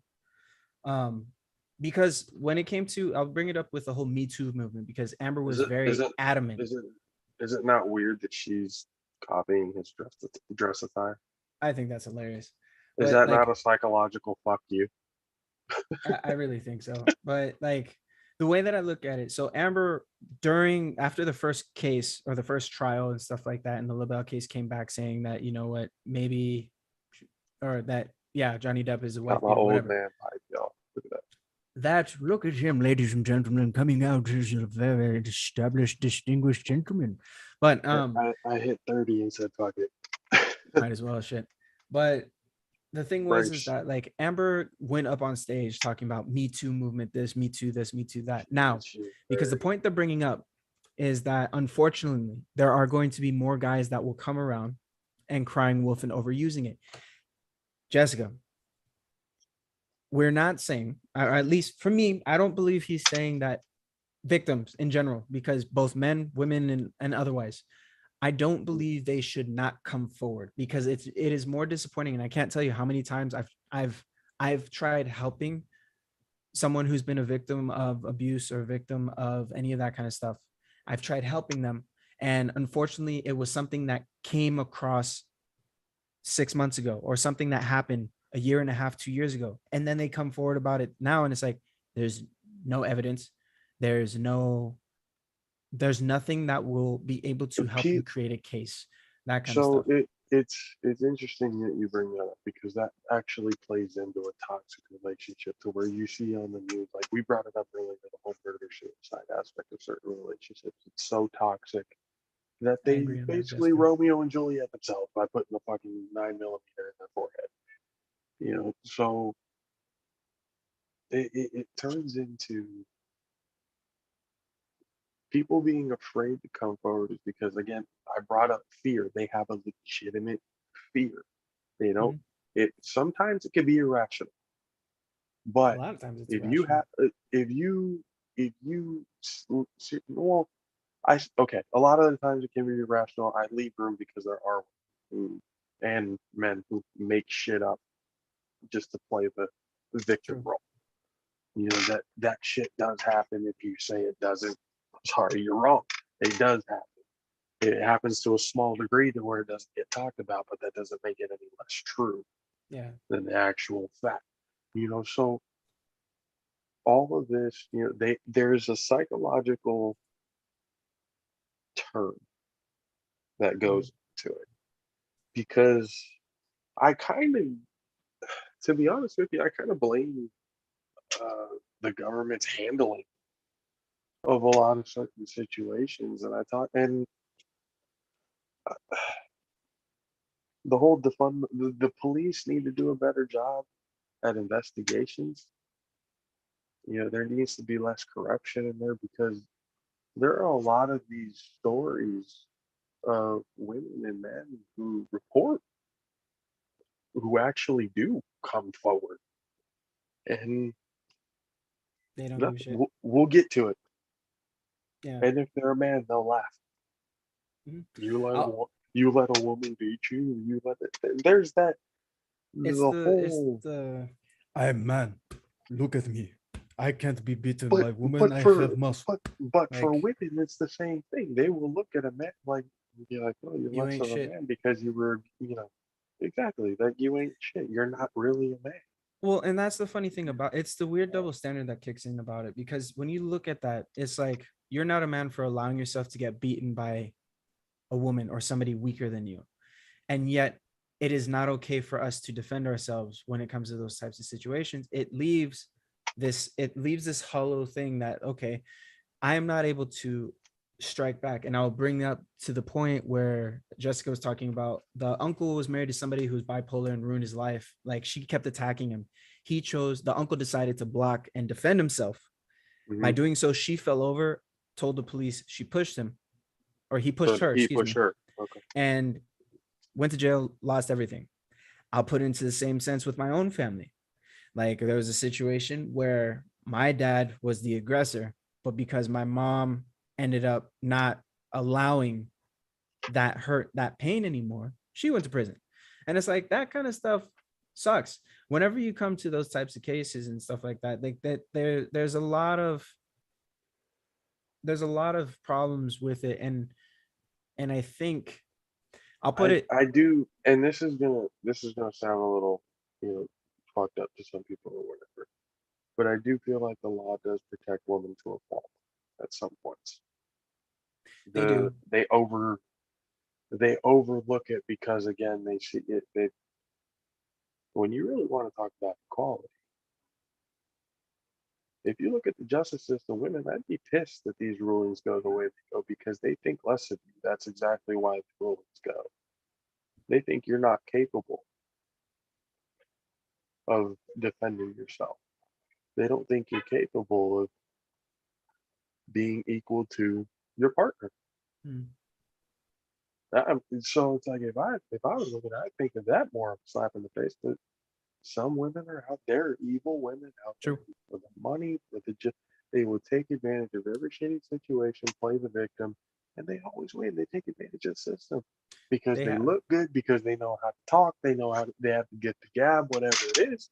You- They just take advantage of the system. They just fucking get away with it. And everybody else who doesn't, they go, well, of course it's unfair because it's cool for them and it's not for us. Yeah. And I'll put it like so Jessica's bringing to the light that a lot of, you know, DV cases or domestic cases like that can go on for years due to shame. I'll put it from my perspective, they went on for years because of the American ideology of having two parents in the home. Now, am I knocking it? The fact that two parents are in a home, even though it is a very destructive relationship? Yes and no, I guess. I don't know. I mean, Like I the th- that's a very touchy subject.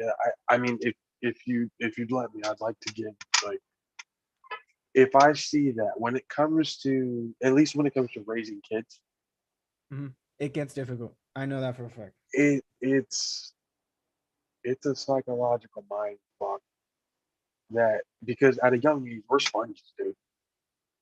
from fucking 2, 3 years old all the way up to about like 9, 10 for the most part. And even beyond that, we just soak up fucking information. Yeah. And the more we see, the more is our reality. That is Yeah. the true perception is reality. As a child, perception is reality, it's a real thing. Mhm. Because your environment tells you what the world is. Yeah. Because you're not able to leave the quote unquote nest. So when you have parents, and I had grandparents who my grandfather was abusive and stuff like that, like verbally abusive or something like that. I Yeah. don't have any recollection of him hitting people or hitting anyone else or anything like that. I don't have that recollection, because I didn't see my grandfather all that much when I was a kid. Yeah. But he was a World War II vet, military mind back in those days. It was very strict, very, this is how it goes. My dad was the youngest out of five kids, Mhm. and his older brother passed away when he was 4 years old in a plane crash. My uncle Eddie. I didn't even get to meet him. So dealing with certain situations, like you said, that American ideology of two-parent system. Yeah. But that's what I'm saying, and it sucks for the child because they're brought into a situation where, unfortunately, You disappeared, bro. sorry, my battery is low. Thing with it.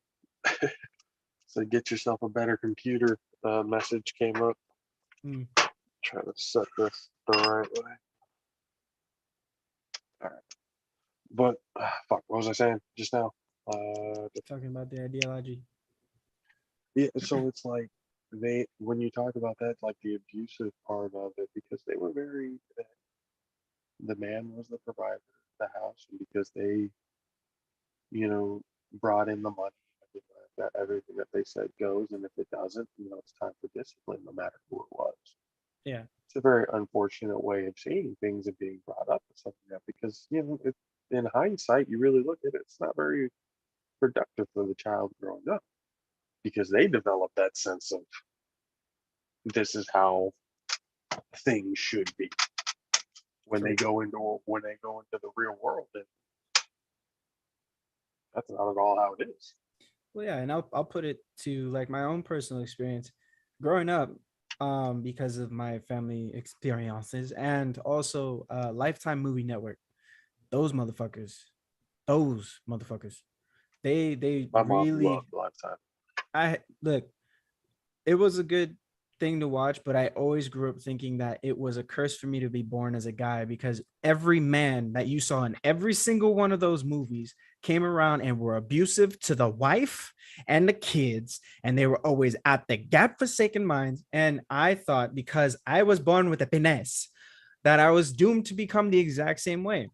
So I grew up with my own undiagnosed inferiority complex where I kept thinking I was not worthy because I was bound to be growing up Which to this abusive person. And really quick, to your point, Jessica, I do believe that we should consider the percent of cases where people actually trick the system. I know that those get more publicity, but yeah, going back to they this. get more publicity. They're a very low percentage. I understand that.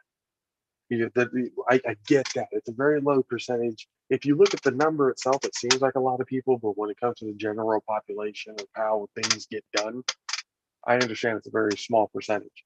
But Yeah. that percentage gets swept under the rug to the point where that number of people that grows and grows and grows, and that amount of shame and everything, and because the Justice Department and everything, they can't really get the investigate. They don't take it seriously. They prioritize, certain things. And a lot of these other cops, there's corrupt cops, there's lazy cops, there's one that just lasts forever. They don't think it's worth it. Cold case. It doesn't matter. You know how many Yep. cold case files there are in this fucking country? Too goddamn cases that went unsolved because detectives didn't give a shit or enough of a shit about it. Like, There's a lot. and a lot of It and a is lot of a them are lot. domestic violence things. If you really look at a lot of like serial killer shit, a lot of these toxic fucking Oh, even going relationships into, develop into these monstrosities of human beings, both female and male sides of the whole. yeah, like for the past last in the last week, I've seen like 3 stories about parents killing their kids and stuff like that. And it's like social Netflix has services, yeah, social services was contacted, but they didn't do anything, and for the all this little kind of for fun like that. yeah for the little boy a long Defund time the ago. police, Social services get didn't them do out. shit. What do you say? No, I'm not sure what the acronym is for. I'm a little slow right now. I'm actually hungry. I made the mistake of not eating before this, but she's personally defund the police. It's like, yeah, Well, truth be told, I I feel the funds should be going to places that they're supposed to be going to, instead of them getting these giant bonuses just to look pretty. I Um, believe most of that money should be put into the education. Actually, you know who we should be giving those job positions and the money to? Military. When the military Oh finishes yeah, their like they term, don't have enough. like, yeah, when they finish their term, make them the police. Why? Because they can discern the difference between civilians and terrorists. Adam, do you What? realize with the military budget we already have, if you take 10 billion away from it, we would solve the education system. Oh, well, no, I'm not saying, what I'm saying is, I'm talking about in regards of defunding police, because we have the No, police. what I'm saying. So when I say education, what is it? The police program is what? 3 months, 6 months, like six That months to sounds like be. something Angel is saying. It's like it's like 6 months of basically combat training Yes. as a police officer. It's combat training. It's not like diffuse situation training. Mhm. It's stop, stop, stop, bang, bang, bang. That's it. But that's the thing, is where you go into either put that money towards having police officers, instead of going to the academy, go to military training. Because a lot of military men, and I'll put it to the that instance where there was like a lieutenant who got pulled over. He was completely cool, calm, collective, but the sergeant, the cop that pulled him over, because his temporary plates were in the window instead of where they're supposed to be. Right. He acted the fool. He dished out pepper spray. He was pulling a gun out. He was yelling all these demands, while the military guy is cool, calm, collected. I am not a threat to you. Even while he is blinded by all this stuff, he's like, I can't see, but I'm not a threat to you. I'm not a threat to your fellow officer. I am complying to your orders. I am just simply asking questions. This is a lieutenant. Technically, in regards of rank, this man outranks you. He had every right to sue that police officer, and I think he won. But then again, I don't know because I didn't pay attention. But I will say, I feel, What I do else you got? feel, in regards of what the military is doing, what so How to does this bring in fit what they're into talking toxic about. relationships? We need to get back to Yeah, toxic relationships we're at going to some get back point. to toxic relationships. We as a country have a toxic relationship with our police officers and military. We will get to that though. Look at it this way. To bring to the point that you guys are talking about on chat. You fucking made it tie in. I love it. I love it. We're going to stay with this kind of topic. To bring into You the made it aspect work. of That's why I the love you. That's why you're here. loophole that our country in regards to military utilize are those private contracts, and those private contracts are god awful, but our military is utilized as a business. I truly That is believe also our true. politicians need to be utilizing. I'll look at it this way, because we have a, Real quick. Real what's quick. up? You brought up politicians and it popped up into my head. I have to ask you. Go ahead. Term limit for Congress. Should One there more be time. a term limit for Congress? Yes. Get them old fucks out. That is without question.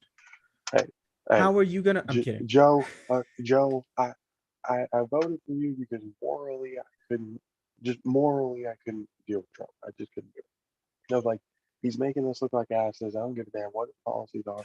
The rest of the world makes us look like idiots. So, Joe, it doesn't look good when you're up there and you forget what you're talking about while you're looking at the teleprompter.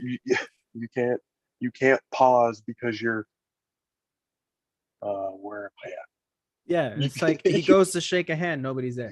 Don't give me. It's like, dude, he's too old. I Yes. honestly believe because you make people who work, you make them basically retire at 65. Why can't office be the same? Yes. Because we should not be having senators dying at 88, still holding positions and stuff like that. Like my thing is like, or falls asleep exactly.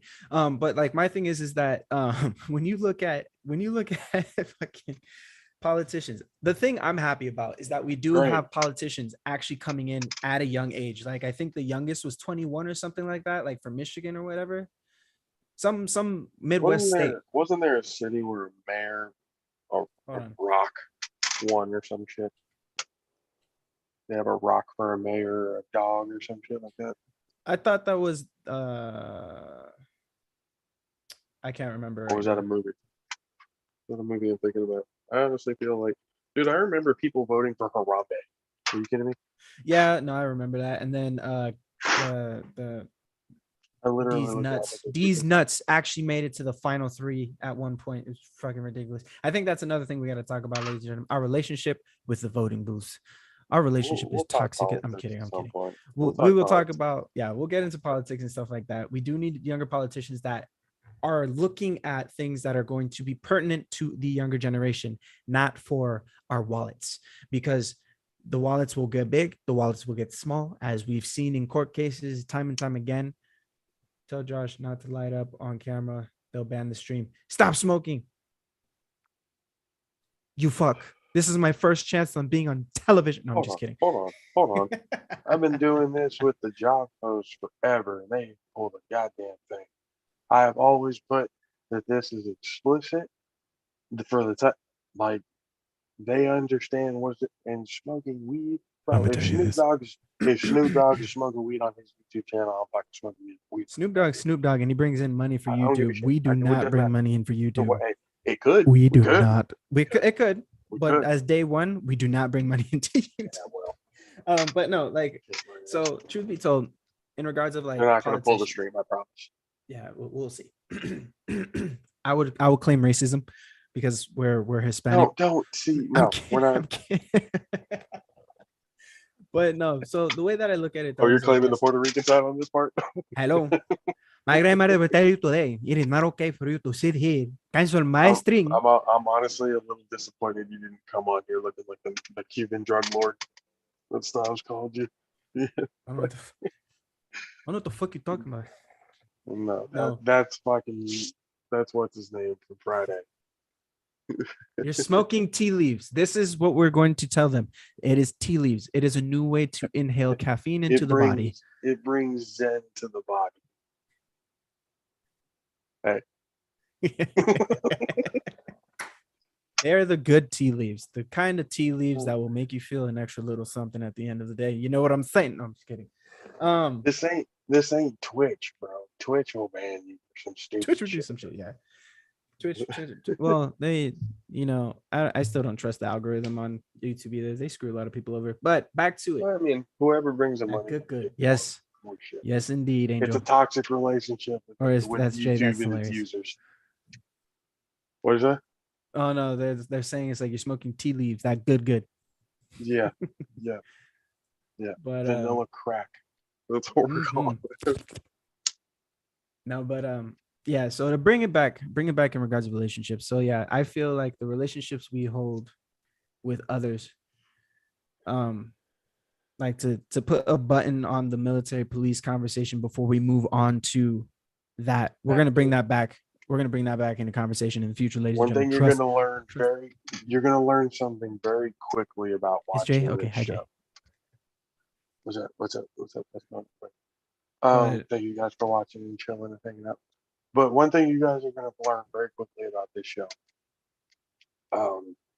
We're gonna take a little trip sometimes. We're gonna try there's gonna be a certain going topic. on a trip. There's gonna be a certain topic that we're talking about initially. That's gonna be the essential topic of the whole show. But we're gonna take some trips along the way. Mhm. There's going to be some conversations that are going to be some side notes. You're just going to have to take those trips with us sometimes, and we'll get back to the main point. But again, mostly you. This is mostly your guys' fault because you've been driving the conversation. You have. We appreciate you so, guys. Thank so you. I love. Hey, I love every bit of it. Thank you. On the first episode, hey, I couldn't have asked for anything better. I fucking love it. Thank you so much. But since we're going off track, it's mainly because of y'all. Technically, So- well, they would bring a topic up. We were related to another topic, and that topic decides to grow into fruition and be like, "Yo, I'm here." But and to then bring at it the back, end of it, we'll decide whether or not it's a toxic relationship to someone or yeah. something. But yeah, to bring it back into the aspect of today's topic, which is toxic relationships. Um, there's a lot of it, and I truly feel that, when it comes to people, we want to be heard. We want our story to be like, I'm in pain. You need to understand. I'm in pain. Me, pain here now. When in reality, we got to understand that those pains should not define who we are. I'm gonna bring out some Dr. Phil. That's Kidding. not He's in Dr. his own Phil. trouble. That's fucking Bill Clinton. I'll All be right. Bill. I'll be Dr. Bill. Here you go. Oh Jesus Christ! But no, Bill so Clinton would be the death of us all. the way that I see it is that a lot of people, and to bring it back to something you brought up earlier, chat, is that people want to be understood, people want to be heard. But the thing is that once they are heard and once they're understood, it's like, that is it. I don't want to hear nothing else because you need to understand. Please cancel. It's the Sorry, it's Dr. Bill. It's the unwillingness to admit that we're wrong. Mm-hmm. The unwillingness to be able to kind of receive other. We have gotten to this point where it's just once we believe something, that's it. And if you don't believe it, fuck you. You must be on the other side. You must be on the other side. When the hell did it become one side or the other? Yeah. United states. Nothing united about us. It's Nope. still pick a side. It's still red or blue. It's still right or left. It's still right or wrong. And I Pick a think, fucking side. and What's I your think, moral? What the question is? What's your moral compass? Like, what are you really willing to actually, like, say and do? ooh, spicy stuff you're bringing in here, chat. So, a lot of people nowadays, and I will actually bring in some What is it? personal stuff. So, What was a said? lot of Hold on. people Hold on. What was nowadays, that? What was said? they are taught in childhood, and we're taught how to handle our feelings and emotions, and not very many people are allowed to experience those emotions and learn how to control them. So to let you know what they're saying right now, it's like what Jessica brought up, and I'll come back to you, Windsor, in a sec. It says, I think these issues start with childhood and how we are taught to handle our feelings and emotions, because a lot of people are told, shut up, I'll give you a reason to cry about it. How many times have you heard that? How many times have you heard that? Hey, there was a difference. There was a difference. See, for me, hey, again, hindsight is a 2020 motherfucker. It is. When you really look back at it, we deserved that shit.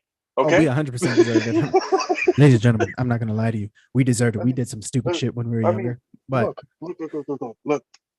There are people. Look, I'm not going to dismiss the fact that there are yes, people who obviously it doesn't happen that way. It Yeah. doesn't happen for the right reasons. I have asked the question plenty of times, especially when it comes to spankings for their kids. I have asked, how many people were spanked and how many of those people became, and obviously there's a difference between spanked and abused. yes, There's two very different things. There's yes, discipline, there's abuse. So if you were disciplined, you're good. Abused, obviously that's the wrong way to go. yes, But it's like it again, it all comes down to communication. Like if you really look at it, communication to be able to know what we want and being able, like, for some reason we're so fucking shy face to face with each other, and we live in a society where, like like I said, it's just on a keyboard, just people are just willing to just talk whatever fucking shit they want to talk without getting punched in the fucking mouth for it. They would never say it to your face. They would never tell it to you in person. Yet they think they're big, Mr. Fucking, I'm gonna put my dick on the table and show you what I got behind the keyboard. Yes. But it's like dealing with toxic people, dealing with toxic relationships. I completely understand it's a difficult thing. Yeah. And It's like, but again, it always comes back to the old cliche. Yeah. You get knocked down, you get back up. But here I'm gonna add, you gotta add, and I've been talking about it on the fucking show. You gotta add accountability. There were certain parts of that relationship. Obviously, there's exceptions. People just are victims of just crazy fucking evil people. That's a whole nother Amber Heard. Hello. But when you can literally sit there and think how much of this was abuse and how much of this was because I really did do something stupid. Yes. For real, I really did, like how many, like, you can't literally sit there and think that you can do no wrong. That's our problem. We all think we can do no wrong, especially at a young age. Good fucking luck telling us no. Mm-hmm. Luck. That's why I was talking to my wife and I thought about it going, because if my kids want to do something, I'm not going to tell them no, but I'm going to tell them what the consequences are going to be. And be like, if you want to do this, I'm not going to stop you from doing it. I'm just letting you know. Something happens, that's on you. Yep. My mom was the first one to tell me, you get locked up for some dumb shit, that's your fault. And I think don't call me. This is where it comes down to, and I will bring up your points in just a second, chat, because yes, Jessica's making some good points here, but to put it, keep bringing it to me. I'll bring them in 2 seconds because I want to add into that. It's the whole thing of putting your hand on the flame. When your parents leave the stove on and they tell you don't touch the flame, but it's so shiny, don't touch the flame, you're gonna get hurt. Mom, but it's so good. It's like, go ahead. My mom did that very differently. I remember hearing people doing that too. It's like, don't touch the flame. My mom actually took my hand because she saw that I was enamored with it. She thought I was like, oh shit, I'm basically like the human being first discovering fire. Yeah. She takes my hand and she goes, hot. And she puts it right next to the flame. And you can feel it. Puts it away. You can definitely feel it. But that's the thing is, like, you'll still have kids where it's like they will hear it and they'll still go and touch, and they'll start screaming. It's like, I told you, don't touch it. But that brings I gotta bring up Krista. I gotta be like Titus and be like, at some point when you keep telling them no and they keep doing it, it's gonna turn from don't do it to no, wait. Let's do this. Let's see what happens. Let's see what happens. But to bring that point is like, so Jessica brings up a good point in regards of like how spanking kids can cause kids to resent their parents. Now, I'm one of 7 where all 7 of us I did not resent my parents. True. And I'm one of 7. I can only speak for myself. I just want to say that personally. I can only speak for myself. We can only speak on our own because again, I don't have the resources to find that out. We're not part of that statistic. But I can't relate to that. I'm sorry. Yeah, and for me, it's like I'll put it. I'm one of 7, and I can tell you that all of my siblings resent my parents for their own ways. Mm-hmm. And it's a lot of it goes back to how the conversation goes between them, and it comes down to a blame game. A lot of times it's not being willing to take the responsibility, willing to own up to one's stuff. But I will say that it does vary. And the thing that I will add into it is the communication, because the communication, and that's where you're coming into the point now, Jessica, is that if you communicate with your child that actions have consequences, they're not likely to be curious or whatever. And that goes back to the conversation I was having earlier about sex ed, where it's like, I'm gonna take responsibility and conversate with my kids openly, because I'd rather them learn from me instead of going next to Billy Bob. And then it's like, you want to touch my diddly because I want to know what it feels like? No, Billy Bob, put your shit away. Sorry, got a little excited about that. But But my thing is that like you Why does it can't, have to be Billy Bob? Why do you because have to Billy be Bob's a Billy name. Bob? But the thing is that is Holy that shit. conversate when you have that conversation. Like, yes, you do not need to Are spank we your are we child. gonna be like the evolution of because I've had this conversation with my wife. We plan on having kids. Right now, we're not necessarily ready for it. We want to make sure that we're financially stable and everything like that before we Yeah. do that. But we've had the conversation of what would be dealt with as discipline and everything else like that. It'd be a mixture of everything. If they deserved it, they would get spanked. If they deserved it, some things, hey, smack on the hand real quick. Hey, don't touch that. I told you not to touch that. I told you not to touch that. What are you doing? You know, simple stuff like that. But again, like Jessica said, the communication is very key, especially with the kids. If you can tell them the consequences, be like, Yes. hey, if you want to do it, that's fine. But you're gonna have me in the back of your head going, all right, well, if I make it out of this alive, I'm still gonna be dead. True. And Jessica makes a great point in regards to toxic relationships. Thank you, Jessica, for bringing us back to the topic at hand of toxic relationships and abusive relationships. She Is says, "I Windsor still wonder." there? Hey, Dell, Windsor is still talk to here me, brother. because he brought up a good point. It's like everyone that's been spanked went through this. I'm moving out, and they'll grab a little backpack that has some stupid character on it, and it's like my mom. Ooh, I I have a did quick that. story. Yeah, my mom told me if you want to run away, by all means, you are more than welcome to. However, you are leaving everything that I bought you. And I didn't do this personally. Well, I didn't go through that phase. That was my sister. But she's like, you are leaving everything that I bought you, meaning your backpack you think you're going to be carrying, you can leave that. The clothes that I bought you, you can leave that. You are going to leave out that door the same way you came into this Adam, world if Adam, you think you're going to be about to leave. our mothers are so because she did the same thing. You are more welcome to leave, I, but you bro, are keeping I everything took. that is mine here. I had my backpack.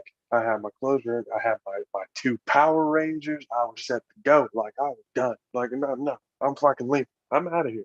I'm leaving. He's like, oh, you think you're leaving? Okay, those two Sus. Power Rangers. I bought Sus. that shit. That's all. I bought that shit. You Yeah. put that down. Hey, those clothes. You're gonna be walking out there butt naked, little boy. I bought all that shit. Yep. So I wanna And I bring said, this. This is good. This is good. okay, I'll stay. Yeah, but this is good in regards of this because you know Windsor brings up the point of everyone that's been spanked went through some phase where it's like I'm leaving now. And Jessica brings this great point that comes back to the whole toxic relationship and knowing when to leave. Think about it. Think about it. This is the alternative perspective that we've been wanting. Ladies and gentlemen, you are helping us now in regards of our parents spanking us and we get to a point where it's like I don't want to take this anymore, I'm leaving. However, us being children, us being under the tutelage of our parents, yes, SAT words are included in this show, ladies and gentlemen. When it comes to that, parents will turn around and Uncensored, I say promise like, you. yeah, for us, our parents will sit there like your mom, my mom turned around and they would say like you were leaving with what you came into this world with, which was really nothing. So we sit there and we realize, you know what? Goddamn, Yeah, we're bare gonna cheeks stay. walking down the street. So Let's take this same scenario. Let's take the same scenario. And this goes to the point that I wanted to bring up that Jessica was talking about is how many people have gone through similar situations. Now, this in regards of abuse and in regards of discipline, okay. I view it as two different things. But again, this is my view is discipline and abuse, two different things. Right. Because Absolutely. discipline There's a is, certain degree of things yeah, it goes and back into how you're reasonings saying that actions for it. do have Yeah. consequences and discipline is involved in that. Now, does discipline need to involve spanking? No. In some cases, I believe it is necessary because some of these kids be wilding, but I'm just being me. But hey, the thing some of is these that kids deserve the belt, bro. I'm gonna be fucking honest with you. Some true, of these kids deserve a good old fashioned ass with the belt. true. But But I but will but look, say, I just want to real quick. I just want to go ahead. for that. Does it have to be spanking? No. You can have your own parenting way on how it is you discipline your child. If that doesn't involve spanking, that's fine. You do not have to involve spanking. I'm not saying you should. I'm just saying I'm not against it Mhm. because again, it's only based on the reason. The Yes. degree of stupidity that my child does will decide the degree of discipline. Discipline. Are That you going to that's be put that's on just timeout, or are you going to be punted to because China? No, I'm just kidding. again, as a child, of course you think it's unfair. Oh, it's not fair. I can't do this. Oh, you guys never let me do anything. Yeah. It's like, but if you really look back at it, it's one of those lessons. Like, I'm trying to fucking help you from killing yourself. Do you understand what's happening here? Yeah. You So are I'll getting upset that I'm putting you in timeout and not beating your ass for fucking sticking a fork in the light socket and causing yes. the electric bill to get run off because we have to get the whole thing rewired. You fucking idiot. Like, Now you're twitching all over the damn place because you decided to become a it's human on now. human Now lamp. you have a limp in your left leg and you can't stop looking like you're in a Thriller video. Okay? Like, that is your fault. I told you not to do Yeah. that. So I'll bring it to this point. Um, so Windsor's bringing up the aspect because this is saying that I agree in the sense that some relationships. Sorry, I'm reading the conversation. So No, go real ahead. quick. No, that's So fine. it's like Windsor in response to what Jessica was saying, because and to Windsor and Jessica's point, to our audience's point, I want you guys to have these conversations because Oh, these are the yes, please. conversations Oh, people be civil. avoid. Hey. Be civil. No, Okay. no, they're Bring your being, idea. No, hey, no, in I get that they are. comparison, I get that's what I'm saying. In comparison to a lot of fucking other people who listen to what they are so quick to just fire off and just yeah. go. And I'm the just thing that saying, I be love, civil, understand, talk, just be cool. That's it. Be this is the cool. point of the show, is Think we want you logically to about have it. these conversations, have logical thoughts of these conversations. And again, these conversations are going to come based off of the perception and the perspectives and the experiences we all live individually. So Hey, and to these bring up that point, conversations are not going to be fucking comfortable. I'm telling you right no, now, it's ooh, not. if you like being Hey, in comfort zone, get out. there are gonna be certain conversations I'm gonna seem like a complete fucking asshole. It's just that's just what it is, the nature of it. Yeah. But the whole thing is being able to understand the point Mhm. and understand the reasoning why I'm at that point. Yes. So like Jessica brought up, when you start to understand people on why they think the way they think, you can be able to adjust how you react to this person. Yes. And you can then turn around and be like, you know what? I don't agree with you. However, I do not think you are a bad person for thinking this way. Or you might be an evil person and deserve to die in hell, but that is out of my control. That is not my word to say. I don't have to interact with you if I don't like it, but Right. understand that I have an opinion. Just because I have an opinion does not mean that your opinion is greater and mine is lesser than, or mine's greater and yours is lesser than. It just means Exactly. that I have an opinion. And unless Instead it of comes out instead as of a fact, that's a different story. But instead of going at it as no, here's why you're wrong. Go at it as okay, why do you think that way? What happened to you, or what did you personally experience for you to have that particular opinion? Whatever it may be. It could mm, be about religion, it could be about politics, it could be about anything, which is all going to be topics of conversation on the show. So you have to be able to sit there and say why instead of this is why you're wrong. You mm, got to be able to hear everybody out.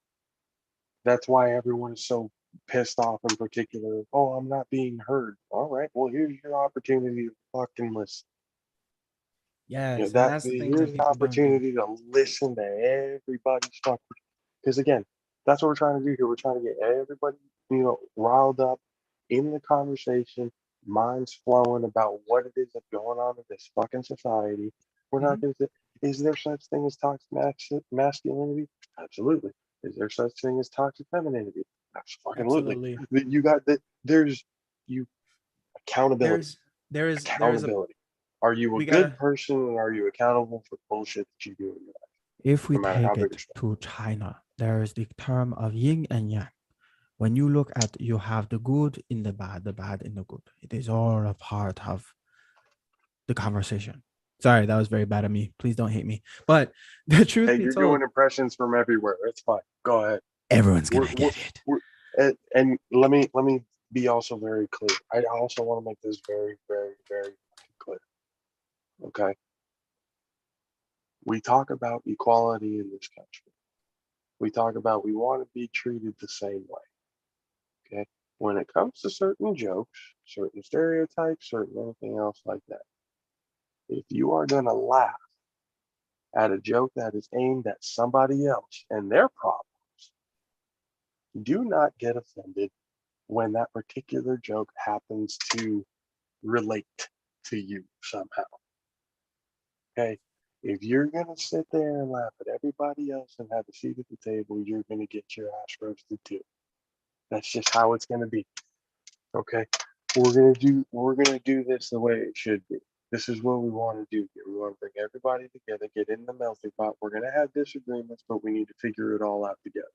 Mm. Because what's happening right now is fucked. There's no sense of community.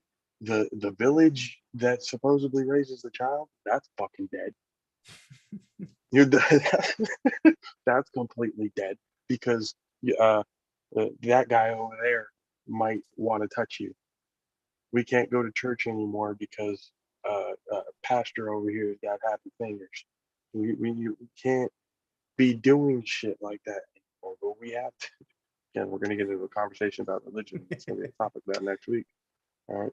But Keep my wife's name out your fucking mouth. Yes, Windsor. We touched base on that earlier in this conversation, that is a with toxic Will, relationship. Yeah. that is But definitely a toxic relationship. to That is a relationship that doesn't need. yeah, so to bring in a lot of the points that they're making in chat, they're talking about in regards of like spanking. One person's against spanking because for some kids That's okay. it does become a core memory. And Yeah. I know, so I'll put it into perspective of a buddy of mine that I used to work with. He brought me home. He took me home from work, and the experience he had as a kid, Scientology, yes. The experiences he had as a kid with his mother are 1,000 times different than the type we had with ours. And Right. when I told him about how great of a relationship I had with my mom, like I was on the phone with her and we were talking, laughing, joking. And every time I get off the phone with my mom, every single time, I always say the same thing. Bendición, like I ask for God's blessing, she gives it to me. And then when she said, like, it's like, I love you, she says, I love you too. I don't know. I don't remember when this happened. Like I was a kid, we did it and we've done it every day since. I started every saying time, it to your mom. Yeah, but it's like, I love you. I love you too. I love you 10 times 2 times 3. Jinx plus jinx. Blah, blah, blah, blah. Every time we're done talking on the phone, every time like I'm leaving somewhere, it doesn't matter. It does not matter. I will always say that to my mom. I don't care if I'm at a press conference. If I'm at a press conference and there's people everywhere and I'm on the phone with my mom, I will say that in front of millions of people. I just said it in front of y'all. Oh. Like, and I have no shame in that. When I hung up the phone, he's like, you have a really good relationship with your mom, huh? And I was like, yeah, why? He's like, I don't know what that's like. That was mind-boggling to me. When he turned around and said he doesn't know what a good relationship with his mother is like. And that's the thing. That's the thing that opens up your eyes to all. And that's one thing that, at least one thing that I've kind of brought into my life, is being able to be empathetic of the things that happen to people. You know, I always took that whole, hey, don't worry about, like, what happened to you may be bad, but somebody else may have something that's fucked up, you know, just as fucked up, if not worse.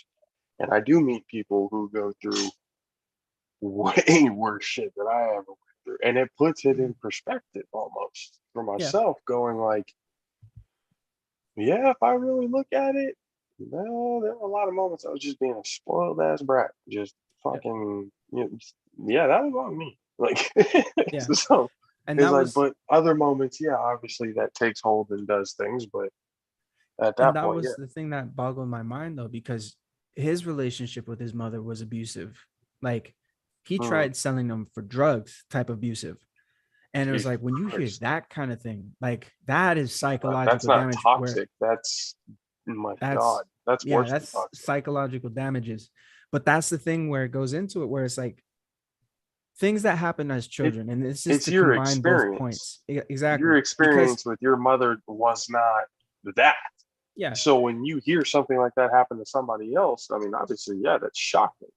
I'll also put into perspective to bring some a little other perspective in regards of children being nurtured are more emotionally mature. That also depends on where the nurturing comes from, because the whole aspect of it takes a village to raise a child does make a difference. Because to like when I transferred high schools, When you went my from Crete to Santa Teresa, right? yeah, my Yeah. siblings completely did a 180 flip on how they spoke with my mom, and it was mainly because of the conversations they would have with their friends' parents, and they would see how their friends' parents would talk to the mother, and they're like, "Wait a minute, why am I not doing that?" So there is an aspect of nature versus nurture that like nature You are a nurturing. product of your surroundings. Yes. However, it also comes down, and this goes back to us talking about responsibility. It comes down to the responsibility of how we filter what we bring into our bodies and Yeah. how that benefits or otherwise like benefits or hurts others. I don't know. How that affects those around us and stuff like that. And it's like, one second, the relationship. Got it. But talk it. Okay. Um, so this goes into the whole aspect of having like different types of relationships with our parents. So I know Jessica's mom personally. She does not. I'm gonna let y'all know. Look at me. She don't like me. But I know her. Like I know me. how the mother is. It is the stereotypical tiger mom, whereas like she puts her teeth into everything and has to be a part of everything. And the type of relationship That's that Matia came from. Blanca. And I know so many people That's, who deal with this, where that's it's like, Matia Blanca. Shout out to Matia Blanca, to Don Blanca.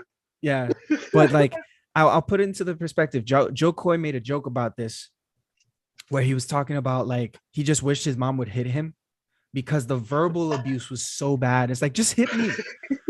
Just hit me. You would rather, you would I would much rather be rather physically hurt take a than you sit beating. there and talk to me like this, ma. Patangina. Like that. The verbal abuse is so much worse because it's just like, God damn, there's nothing you can do about it. That's hella funny. Because again, she said this because Joe Coy was doing something stupid. Yeah, but That the was thing on was him. is that the thing was, and it comes down to I like had to how get my those. food.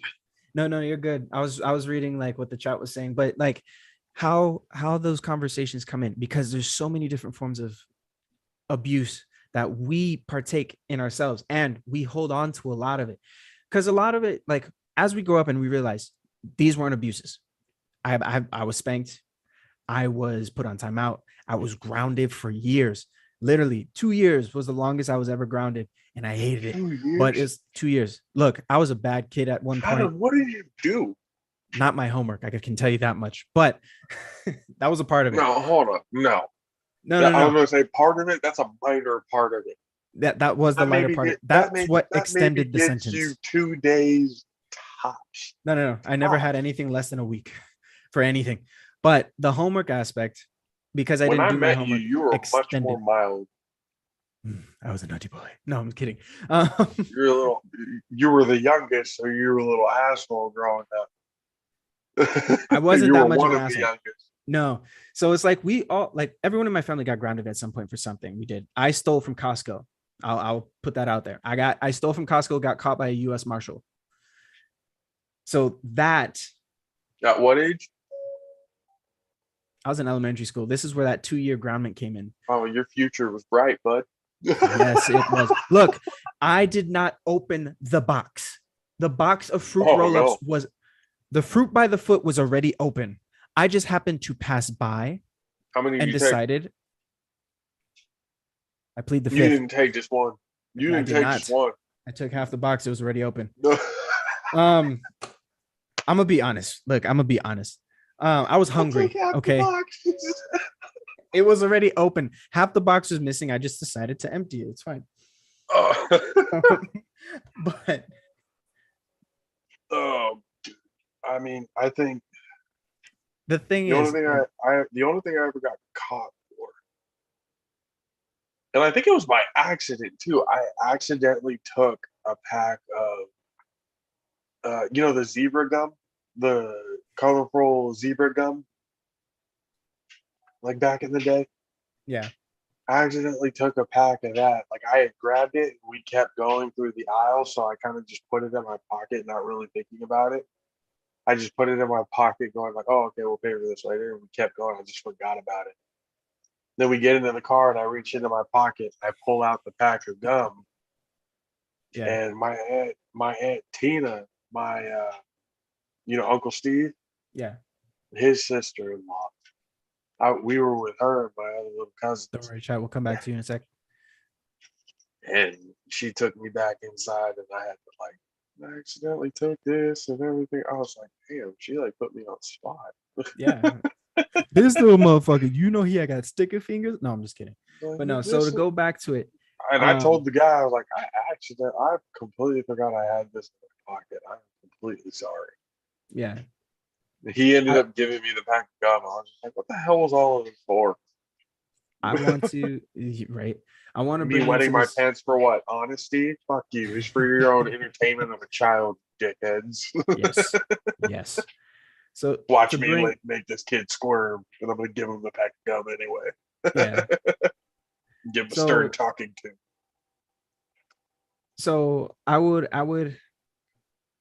I want to bring, because this is going into another aspect where they're right now in chat they're talking about the nature thing, the nurture aspect of the village thing. So something that We're Windsor not brought real. up We're a was, selfish village well, right yeah, now. but the thing is that Windsor was We're talking about about our own. nothing humbles you more than growing up in the hood struggling, and then going somewhere and seeing the real hood makes you grateful for what you got.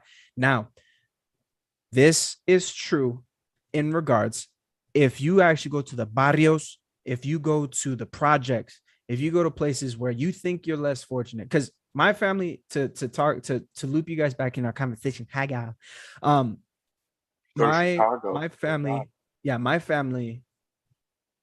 um, my family comes in, like, we were a part of those programs. We were on Where's your welfare. mom from? I don't want to get it wrong. Sugar man. The Bronx, the There we go. Bronx, ladies and gentlemen, the Bronx. We're gonna have a quiz on this one day. Yeah, don't get it wrong. Don't get it wrong. Mama Yeah, Maritza will she'll kick hear it your ass. and she'll kick my ass first and then find you. No, I'm kidding. If you say she's from Brooklyn, your head will get torn off. I Yeah. promise you. But the thing is that they're talking about is in regards to the struggle. It is very, very true that nothing humbles you more when you come from humble beginnings. And that's the thing, regardless of whether it's the hood, because there are slum dogs. It's not necessarily the hood, but it is worse than what the hood is, because at least the hood has some type of community, whether it's a positive one or a negative one. There are people who are like See, homeless, trying to make that shit work.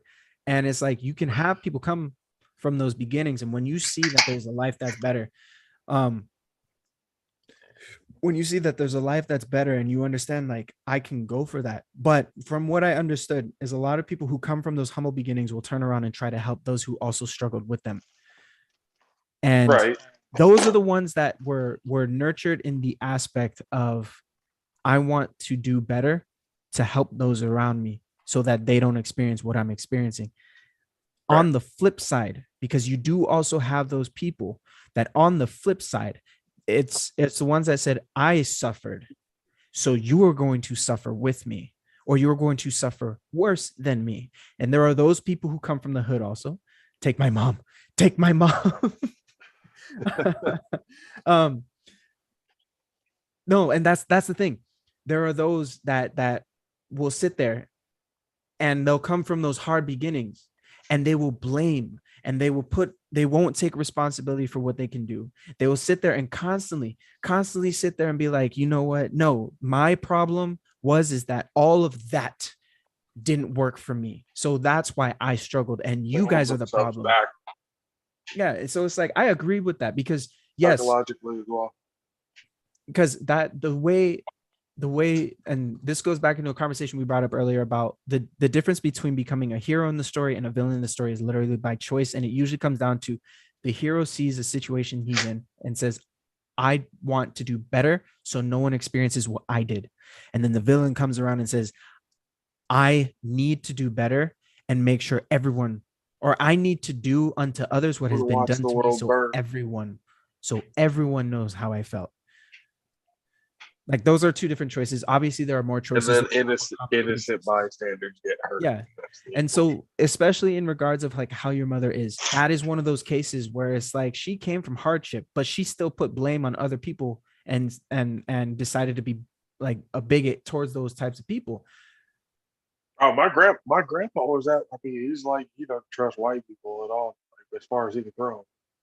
Like, no, I completely understand like grandparents and parents, especially in minority cultures, Yeah. growing up to have racial biases and Yeah. having all of the I completely get that because the time frame that they grew up in, that's all there was. Yeah. And I'll when you bring, get to a certain age, especially at their point, they just dealt with so much shit. So they, yeah, fuck it. This is how it's yeah. gonna be. If it's not like that, I don't give a damn. Yeah. And I'll bring up that point right now. So the point that's being made right now is talking about how first graders, like in LA, they'll be taking the bus by themselves, going miles away from their home and stuff like that. Like In there's a LA, really? school in LA. There are families where it's like I used to. So when I was teaching acting to kids, one of the programs that I was teaching in, some of the kids will come by and it's like, yeah, my kid had to You're walk home from teaching school. acting? Yeah, I was teaching acting for about The 5 dance years. portion of it? No, actually, actually, we'll get into that. So I'm gonna teach you a little tap dance. the Green He sees Ranger. you at you. And see him on that ass. So yeah, the Green Ranger from Power Rangers Samurai is a buddy of mine. His Hold name is on. Hector. Yeah, look him up. My boy I'm Hector. on my phone. I can't fucking look him up. It's okay. You can look him up later. But my boy Hector, we used to choreograph dances for award ceremonies. So just saying, when I was teaching, we were teaching. I'm just hey. But For no, award ceremonies? yeah, for award ceremonies that were broadcasted. Award ceremonies being Award ceremonies, like for like giving out awards. It was okay. for like Can a you lot of the name programs. It is called the Celebrity Experience. Was the showcase, and it was like broadcast on like Apple TV or something like that. That was a while ago. Not Tommy. No, not Tommy. From no, the I Power know Ranger it's not Tommy. Samurai. No. They're Yeah, asking Tommy, about it. yeah, But to definitely bring not Tommy. to bring it to the point, like when I was teaching, There's no way in hell it could be yeah, Tommy. I would talk to a lot of those kids that came from those situations because I was one of those families that didn't have. I don't know if like you guys have ever experienced powdered milk, but that is an abomination to this world. Powdered milk should not exist, and yet it does. And I know it was something that came from like the Great Depression era, but really, it should not exist. That it like, no, no. But yeah, Full here in the stop, States, print, throw it in that fucking ad. Powdered milk should be fucking banned. throw it into the sun. Um, but no, like Get rid of it. Get it to out. bring the point here in the States, having children do things on their own. So I know like there's a show on Netflix talking about like these little kids running errands in, I think it's Japan, where kids at the age of 5 and 6 are going buying groceries, going taking care of stuff, and then on their own. Here in the States, it became this whole thing where back in the day you used to be able to go down the road, the dirt road, all the way, and that's like a quarter mile, Yeah, but then half a what mile. happened? The news cycle publicized all the bad shit that was going on in the streets. All these serial killers and stuff like that were going around killing each other, killing everybody. Yeah, Everybody got and scared. yeah, so it's like now you can't do that. So it's like culturally here and in Japan, it's two different things. That is one thing. It is just as frightening for kids. It can be just as frightening for kids, but it does have an aspect. Like for example, I was I, taking the bus, the train, stuff like that from like we Sacramento took down the. to I was gonna LA. say yeah. Oh damn! I was gonna say you and I took the bus. We were in Yeah, no, elementary. we used to take the bus. We used to, but like public transit, like VTA for you guys, us the metro. Um, well, no, you're not VTA anymore, are you? No, You're still something BTS. different. Okay, so yeah. So it's like You have, Oh, here it's set. I don't know. yeah, I don't know but what it's it is here. like I think public it's still VPA. transportation. It's frightening just the same, because even in Japan, they still have weirdos, they still have creeps. It's a different culture altogether. Um, but the one thing I will say is that, like, how we I know romanticize is a weird word to use, but we do romanticize a lot of different things here in the States that other countries don't. And we make it this whole dramatization. And Do I'm sorry. It just popped into my head. When you're what's that? talking about like romanticizing, we're talking about like toxic relationships and stuff like that. They are two different environments. Do we look for what we grew up with in our partners?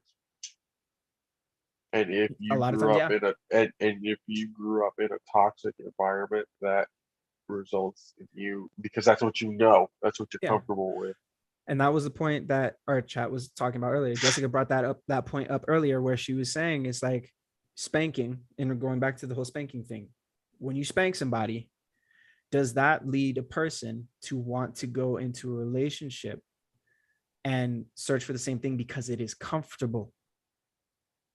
And why can't you leave an abusive relationship? Because it's what I know. I don't know anything else, because when I don't know something, it's scary. It is frightening. So it's I like, mean, so here's and when it it is comes 100 down times, to like 10 when it times, it's comes 100 down to the times different than kids, the light rail.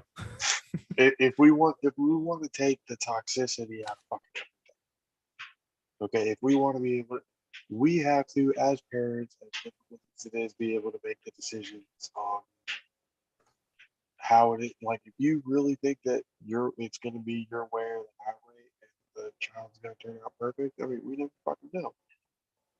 But the best you can do is put your kid in the best environment that you possibly can. That's really the Yeah. whole thing. It's all about environment. Yeah. You can put a school book in front of them. You can teach them to read. You can do all that stuff. It is based on their environment, how quickly they're going to learn. See, and this goes into, like, I guess it goes like back into the conversation aspect, where I guess the toxic relationships develop from when we're kids, because that's where it sounds like for a lot of different scenarios, um, where we get drawn to that kind of stuff. Because my sister was the same. For some reason, she would always go for the abusive guys. The nice guys would come up, and then all of a sudden, she would be abusive towards them verbally, and wouldn't want that. But then when it came to the abusive guy who was more like assertive, then she was like all for it. And it's like, why Uh, do you want to keep doing that? yeah. Well, I mean, for men, it turns into the same thing. When you have a like, if you grow up with an abusive relationship with a mother, like with a son, you tend to take that with your partner. Like your partner has to be kind of the same way. Yeah. Like I if you mean, get berated and stuff like that, that's something that actually turns into some sort of sexual problem. Like that shit happens like with these especially like serial killer. I know I keep going back to those, but that shit's on TV all the time. Like yeah, you go with back and serial look, like killers, this really. all like the toxic relationships with their parents are Yeah. the reasons why they did. Yeah. And it You know, so gets, it and that's all where it goes gets like back to the complicated. parenting. Yeah. And parenting, how they raise and how they interpret and understand information that's being brought up. So, like, one of the things is that I don't think victims of abuse, of people who've been hit, search for abusive relationships, which is true. They don't. But once they're in them, it makes it difficult for them to get out, because it is a familiar, not comfortable. It is a Yeah, familiar yeah. situation that I was they've about to been say in. it's more familiarity than it's comfort. And that's where it breaks down. So yeah, I do agree Yeah. that that's it. 110% majority of relationships are toxic to a degree. Windsor, I think that's a little far, but to a degree, I Yeah, I feel was about like to say, like, yo, come on. there's a lot of 110, bruh. Ugh, nowadays. I'll can't put it say this it, I'm way. married yet. Nowadays, people will look at a toxic relationship due to a disagreement. It's like, hey, babe, do you want Chick-fil-A or In-N-Out? I can't believe you said Chick-fil-A. I don't even want you no more. That is considered toxic relationship. But it's again, it's down to that opinion is considered, this Ladies is and too gentlemen, much. I'm I gonna want break it nothing to do down. with you. I'm gonna break it down very easy for you. Okay, man or woman doesn't. If they bring something to the table, not just financially but intellectually, they're good. If they can't make you better, cut it. And it's got to go both ways. Like I said before, you give what you put in. And if you don't put in a whole lot, you expect a whole lot, you're going to find a whole lot of fucking trouble. And Dell's going off like 110%, they're all toxic. I don't necessarily believe that's true. I just feel like, hey, I'm gonna be real. Hey, Dell, I love you, bro. Yeah, and again, you're my brother. I can be real with you. You just haven't found the non-toxic one yet. He's throwing all your laundry out there. I'm kidding. It's just the ones that you dealt with so far. And I want to make an emphasis, so far. That doesn't mean it can't be found. I'm just saying so far. It's just the whole point is, and I learned this very quickly, just focus on you. Do you. Like what your job, or what you're planning on going or whatever it is that you plan on doing. Just focus on you. It'll come. And when it does, best feeling in the entire world. Promise you. I promise you. Just 110%, that's a little harsh. That's a little harsh. Maybe 50-50. Depending on the situation, maybe 75-25 in the wrong direction. But yeah, like, but it's like,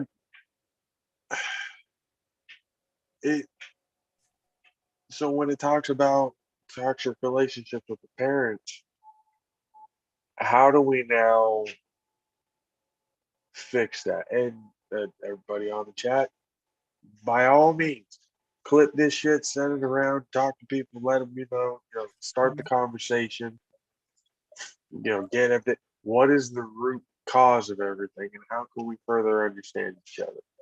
And the people, like, we're not here to play the victim role. We're not here to say our problems are worse than anybody else's problems or anything else. We're just trying to, kind of like a therapy. Just let us know why you think. Just be civil. Yeah, like I said before, be civil. We can talk about our problems without worrying about it. What they call it, judgment-free zone, whatever the fuck you want to call it. Dude, talk with it. Like, if we want to talk shit and everything else like that, roast a little bit, that's fine. Want to say Adam looks like he's about to go fucking mountain hiking in a little bit right now for no reason. I was wearing a beanie inside too, but I took it off because I realized I'm in fucking side. No, my hair looks like a goddamn chia pet gone wild. We ain't doing that shit. My hair is all bad right now. That's exactly the reason why I had it on. I will getting say, ready to put on this helmet for a second. I will say this to bring into it, because I agree that everyone should be looking into therapy and stop bastardizing therapy as, why do people you're in therapy? Why are you in therapy? Like, therapy you're trying is to huge. fucking understand what the hell is going on.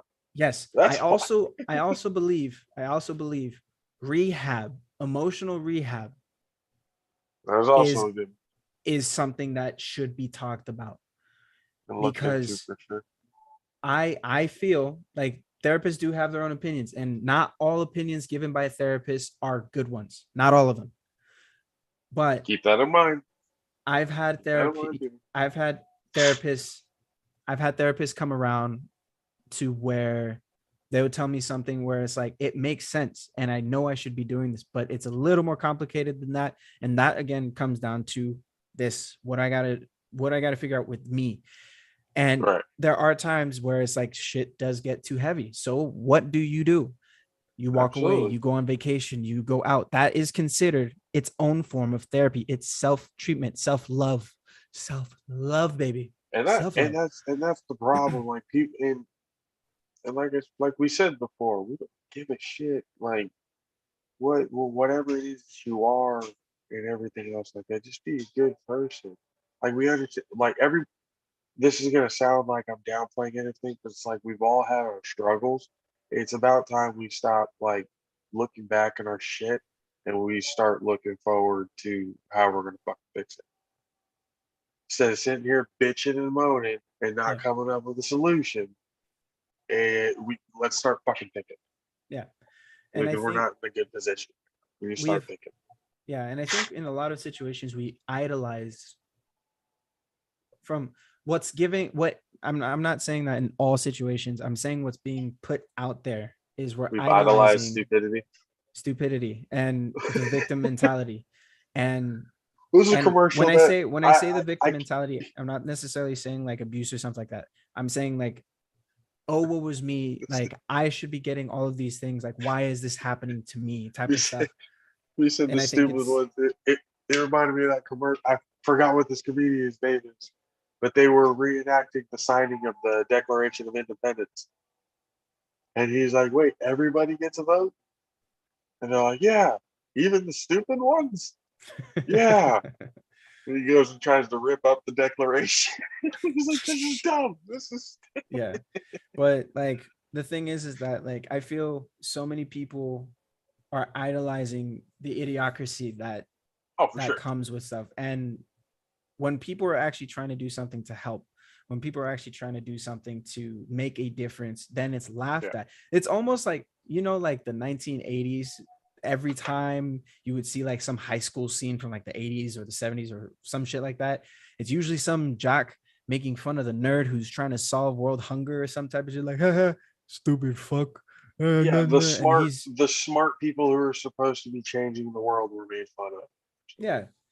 And of. that's a big thing that You comes were down to it. vilified for being smart. Exactly. Now to That's why bring most of the villains back in those days were fucking doctors and scientists. Exactly. But to Hello, bring this people. conversation in, because it's going into how therapists, which is very similar to the defunding police conversation, but therapists and doctors and certain practitioners of certain things should not be in the field that they are in. They just managed to pass everything they needed to pass, but they lack human connection, which, to be honest, I don't want I the C don't minus think, doctor. well, yeah, no, I do not think you need a piece of paper saying that you are a qualified therapist to be a therapist. You can have, if you can have a puppy be an emotional Honestly, bro, support dog, and that is considered a form of therapy. like here's a real quick trick to that. As a society, we've become so enamored with we want everybody to love us. We want everybody to like Mm-hmm. us. But if we have just a handful of friends, a couple of them, two, three, four, five, Mm-hmm. that's fine. Doesn't have to be anything crazy. That you can confide in and you can, be able to tell shit that's going on with you instead of holding it in. And I know for some people that seems a little difficult Yeah. at times, but in all honesty, there are way too many programs, way too many things that are going on, especially awareness wise Mm-hmm. in this country right now, especially the internet. Are you fucking kidding me? You can find anything on the Yeah. internet. At this point, it's almost like there's no excuse to be able to find what you need to be able to get yourself that natural therapy. Yeah. We're social creatures. We're not meant to, we're mammals, we're social creatures.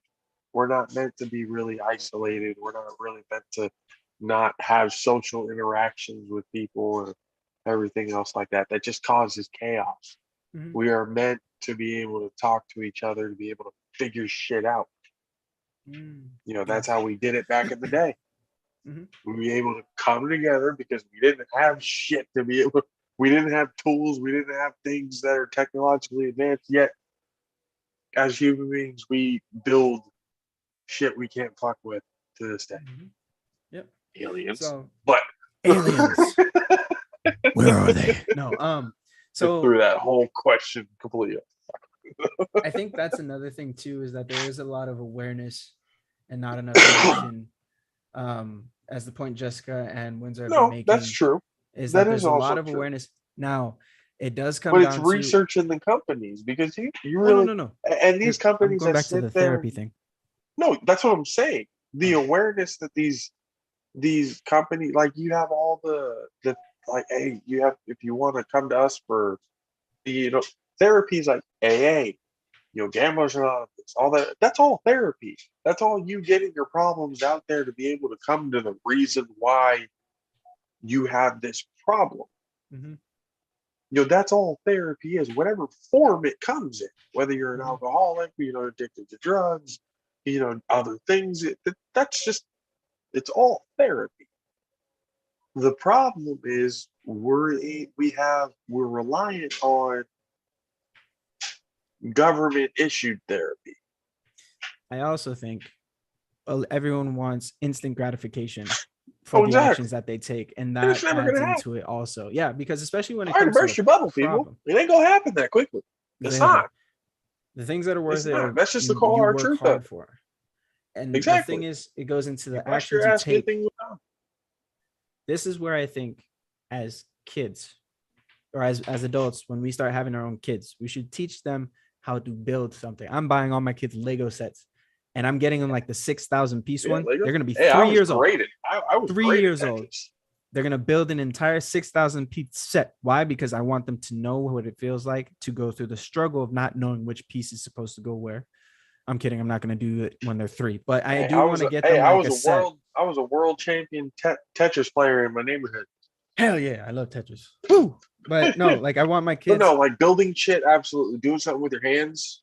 giving them Just the gratification of something they work hard for, not just Yes. because you did the Get participation rid of trophy. get Get it out. You're reading Get my it out. fucking mind right now. You need Get to it get out. out of my head. You need to get out of my head. Get it All right. out. I'm not okay with you being in my head about this participation trophy. I was just about to mention that shit, and boom, here you go. My God, you need to stop. But All right, that shit ain't funny. It's not. And I We do this all the completely time. agree with you. Get rid of that part of shit. The participation That's trophy the really dumbest hurts thing you could ever do. because it's instant gratification. Like I didn't do the best job possible. I just did a job and I'm getting rewarded for it. Now, encouragement We is lost, and I one still thing. got a trophy. That Yeah, makes everything look better. encouragement to do better is great. If they have improved on something, it's fantastic. You want a But- trophy? Yeah. Okay. Do better. Go do what that kid did. Go to a camp. Go run routes. Go do the, Yeah, go shoot a soccer ball. Go, practice your skill because that's what that kid's doing. That's why he's good exactly. or she's And good. They're I'll busting bring their it. ass. You're not. That's why. I'll bring it to like Participation trophy. yeah, who that's gonna be for another one for sure. But For to sure, I talk fucking about hate that. how like the politics of like being aware and not taking action. Yes, a lot of the conversation, a lot of the Yeah. topics we're having is going to be something that's not going to really change in our lifetime. But we got to understand, like you said, it is something that we should start making efforts for to make those For sure. changes and difference for those after us. If we survive this monstrosity going on overseas, because I'm telling you right now, it's madness. Talk But- about a toxic relationship. Yeah, toxic relationship, United States and Russia. Hey, привет. No, I'm just kidding. Please don't ban me. Star-crossed lovers. Star-crossed lovers. Will Putin and Biden decide to spend the night together? Tune in next time to find out. No, but realistically though, like I do feel like one of the biggest things that a lot of people need to start taking seriously, and this is going to be my advice, take it or leave it, that is up to you. If you are in a toxic relationship and you sit there and mention maybe we should do therapy to have a third party help us figure this out because we are not, and that other party is sitting there saying we don't need therapy, blah blah blah, or you're out your mind, or start belittling you in regards of therapy. Angel, I'm talking to you. No, I'm just kidding. I'm Hey, don't be joking. calling people out like that. That's fucked I up. know. I'm fucking with him. I love him to death, so it's all good. But No, but like for real, if you really do think if you are in that type of that relationship, some sort get of out. therapy, Out. well, but No. if you think Get some out. sort of therapy would help, and like you said, if they say no, like they don't need it, and it's like a blatant disrespectful no, you might want to get out of it. I don't know how. There might be some threats, there might be some shit, but I'm just telling you right now, ladies, if you're with a man who won't let you leave, if you want to leave, that man's small. He's upset that he has no control. That's not the type of man you want to be with. Nope, Okay, not at all. so that's not the type of man you want to be with. Fellas. There's no I don't need care to- how bad she looks. Exactly. I don't gonna be a care tough how. For you Look, guys. there was a It's gonna joke be a that was tough one. made a while ago where it's like there's a chart. There is hotness, and craziness. Yeah. Hey, I don't want to. I don't want to give it sometimes you get that. Sometimes you get that perfect. I'm just saying, like, guys, we. I understand a lot of instincts primal. I get it. There's a genetic code that's primal. That's with it. I get it. I understand.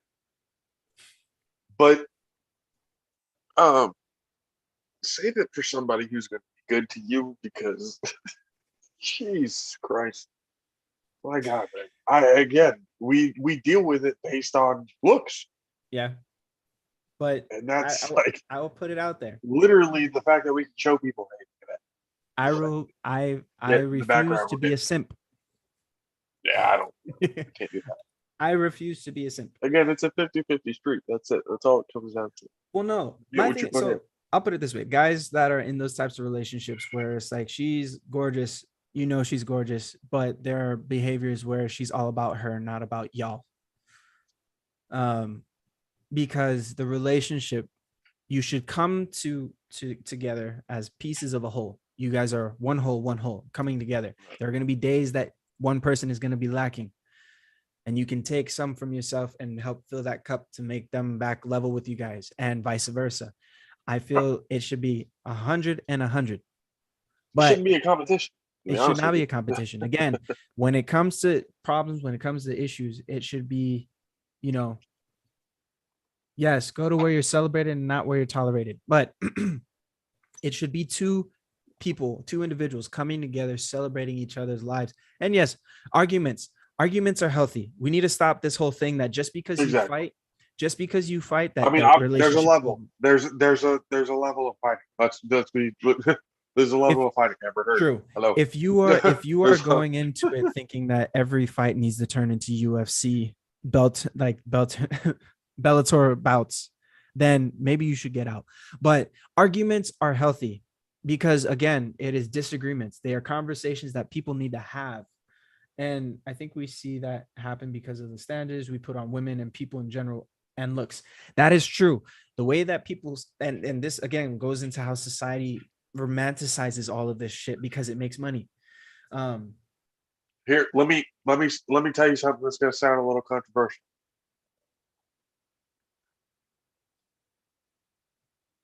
If the majority felt that way, the majority of women felt that way, you are under the assumption that the majority of women feel the same way. If that were the case, whatever it is that's a negative connotation would never exist. Because you should understand that you have the power to make sure that something does not happen. And yet the wrong people are being idolized for certain things, and you wonder why. You look at the younger generation like, oh, why? Why do they all act that way? Well, hello, look who we got presented to. We got Nicki Minaj, and yet there's this 18-year-old girl who got into being an NASA astronaut. Nobody's publicizing her. Nobody's telling, hey, you want to be a fucking astronaut? yeah, No, go shake your ass on TV. That's what yeah, we want you to do. You know what I'm saying? Like, get your priorities on who you idolize for your kids, or on who you put on a pedestal for them. yeah, Like, if it's gonna be Nicki Minaj, like, yeah, that's just music. Them as it, don't pay attention to that. That's not what you want to be. That's how you want to be looked at. You won't get taken seriously that way. For men, the same thing. We can act like, oh yeah, we can throw money and do all this stuff. Like, we show off with the amount of stuff we get. It's like, no, bro. Like, that means nothing in the end, because guess what? You get put 6 feet under the fucking ground or cremated. God don't give a damn otherwise. yeah. You're in the fucking ground and there's nothing you can do about it. Guess what? All the shit that you paid for, all the shit that you thought mattered, poof, Gone. gone. Zip-oo. Yeah. So You don't get to enjoy it. wait, hold up, JP. Windsor saying that, but to agree on what you're saying, Jessica, when I'm saying arguing, and that's the thing, the words argument and Constructive disagreement are not criticism. Be able to synonymous take to it. you, which is true. Be able to take That's constructive criticism. Yes, That's the whole but thing. when I say argument, I look at it very similarly to like when you're debating. Yeah. When you debate, I'm making an argument. That's what I mean. Now, a disagreement, yes, that's what I'm saying.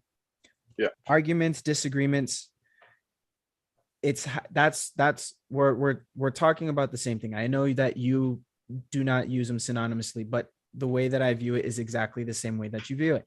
The thing is two people need to come together, have that kind of discussion. That discussion, whether it is a debate on what's happening, the pros and cons of different topics, it is what we are doing here on this show. Yeah. We're bringing up these topics. You Call gotta, it. You cannot be afraid to tell your partner and call it as you see it, and being able to bring to light everything that you see so that they can see it through your vision, and vice versa. You being able to perceive what they give you. That's the whole point of being able to. You have to be able to listen and receive. Anybody can listen. They can go in one ear and out the other. yeah. It's actually receive and understand. So You got to be when able to.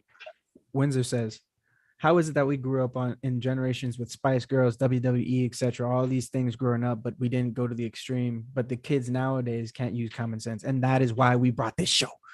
Hello. This show here is exactly for that reason, This is bringing why. back logical senses. But to Bring bring it to the all point is that disagreements will happen in a relationship. Disagreements, any relationship. For Think sure. about it. Relationship does not mean a significant other only. You can have coworkers. You can have random people you meet in the street. Family. Fuck. Family. In the words of Don Family Toretto, can be the worst of family. all sometimes, bro. That's why, like, my definition of family is very different. Yeah, I have blood relatives, but then I have people who aren't blood that are my family. Family are the friends you choose. That is my opinion. I don't even look at when I say family. I don't ever call them. Oh, this is my friend. Like you, I would never introduce this. No, this is Adam. This is my brother Adam. Oh no, that's what I mean. Like it's either my brother or my sister or everything. That you, when you're family to me, that's how I refer to you. I was about to say is So like, it's like, are you referring to me as your sister only when this place comes out? No, I'm just kidding. I'm joking. No, you're definitely my sister in those situations. But the thing that I look at, yeah. Oh, that's a good point. I think that's something that we're gonna definitely bring up in another conversation, Windsor. He's talking about how there's a lot of different censorship. So we didn't grow up with censors growing up, like certain censors growing up, like Lola Bunny, as an example. Lola Bunny was like this hot, sexy thing on Space Jam, and now she's a ditz. I've watched the new Looney Tunes, and she is a ditz, a complete like she doesn't. It's almost as if she doesn't have thought, and it's like why. Lola was smarter than anybody on that basketball team. Yes, she was utilized as like a sex image. I will say that, and it doesn't make it okay. She was used as the person who obviously Bugs Bunny was attracted to. Yes. You know, so but I look at it this way. As generations go, you become more aware of certain problems, responses, whatever it is. You become more aware. You evolve. You know, let's say we have gotten to a point where we've become more socially aware of certain things, on especially when with the uprising and everything of you know the women's suffrage and LGBTQ and that everybody voice wanting to be heard and stuff like that. It's like, you know, with all of that, when we get further on in the future, it's going to evolve. It's going to change. Or we could let this one say we could break the cycle, or we could repeat what the previous generation did. Yep. Argued and did nothing. What the previous generation did. Argued, went to war, did nothing. There was no. Every generation has its war. Yep. For you and I, there are two generations who have lived through the same war. Yep. You know, so excuse me. The only time I remember peacetime, I was too young to really enjoy the fruits of that peacetime. But I was too young to be able to own a house at that point.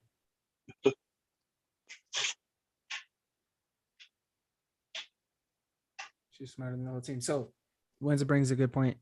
He's talking about like how we're talking about like our generational differences and how censorship is playing a lot into it because we're deciding to remove and omit information instead of teaching people how to handle it. Why is it that you can go to other countries and sex not be a taboo conversation, but the second you mention like, oh, sex here, it's like, oh, do not talk about sex in front of my little Timmy.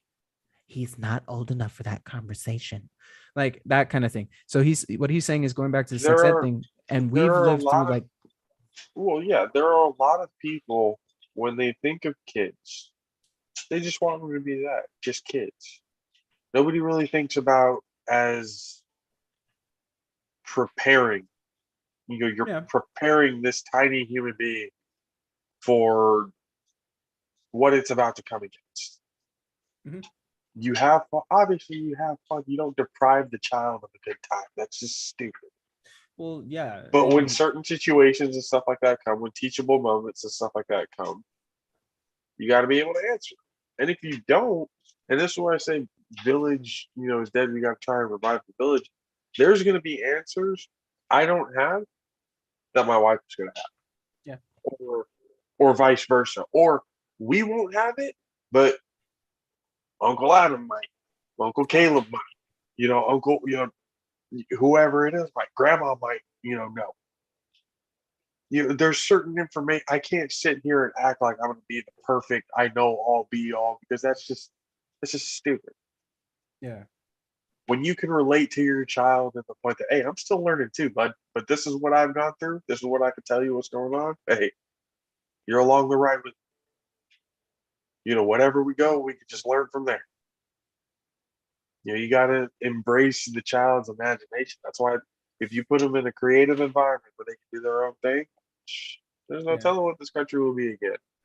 I mean, this is a good point that Windsor brings up also. It's like it's a revolving door, but it got worse. I mean, we knew what AMC After Dark was. We all knew what that was. We knew what it was, but it didn't change us from We all being knew kids. what Simba and Lala were doing. Fucking Disney and the Lion King. We all knew what was Oh, going we on. knew what they were doing. We were ignorant to that shit. No, but the thing is like, and that's where it comes down to it, where I don't think That's what like I'm saying. People obviously think let a kids are kid, dumb. yeah, let a kid be a kid. There's nothing wrong with that. But give them the information and let them do with it what they will. And I Yeah. guarantee you, a more educated person that you give the ability to understand, if you educate somebody, not just on like what they're hearing, what they're learning, but how it affects those around them and themselves, Yeah. I feel they Socially would, aware. yeah, if they become aware of where they're at, what they're doing in society, I feel that they would utilize that for good. Unless they're a little shit, then I don't know what to say Hey, about there that. are such things as little shits. We're not going to sit here and say, hey, everybody's going to be perfect in a little. If you follow this step, your child will be awesome. Yeah, No, no. we're not going to say that. Your That's why child like might be a dickhead. That might that's be the why whole like thing. yeah. And that's why like for You got me, to like accept it and fucking fix it. All right.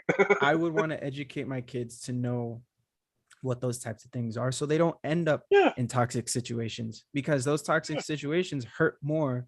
Like me as a parent thinking about it, because my mom seen me through some of my toxic relationships and it tore her apart. Like I Oh, the there was a night I sat with my mom and we were drinking with her friends, and this is like the first time I heard her talk about her side of the experience of seeing the pain I went through, I had that and moment. that hurt me. So it's like that kind of thing, it changes, that perspective changes when you have that social awareness. It does change a lot of things. And I feel if we were to educate and be willing to listen, discuss, and work through disagreements and understand that not every disagreement has to become an agreement, that it's like, Yeah. okay, you have your opinion, We'll table that. you When have we get more information, we'll come back and talk about yeah, you have your it. opinion. Because I'll put it to the whole thing when Trump got elected for president, right? I Right. had a friend of mine who like Uh-oh. we were really Uh-oh. close Murky friends. waters. Murky waters. Be careful. They're Be murky, but careful. these are waters that need to be tread. These are waters that I must walk in order for you to The understand. orange sea. Yes, the orange seed. My buddy voted for him, And when I sat down, I was like, I need to hear why. Mhm. All my other friends, That's all I ever asked. all the other people in our friend group was like, how could you? How could you vote for somebody who is so openly bigoted? Which I agreed. I was wondering the same thing, but I actually wanted to know why. They Right. just wanted to automatically be like, how could you, you demonstrative ass, and cut them off. People took the Okay. moral high ground with it. Yeah, they That's took the it's moral high yeah. ground. Yeah, Where they some people yes, condos. where some people took away, they didn't look at the moral aspect of it. They looked at the policies of what was going to benefit them. It was a selfish Yes. outlook on it, is really Yeah. what it was.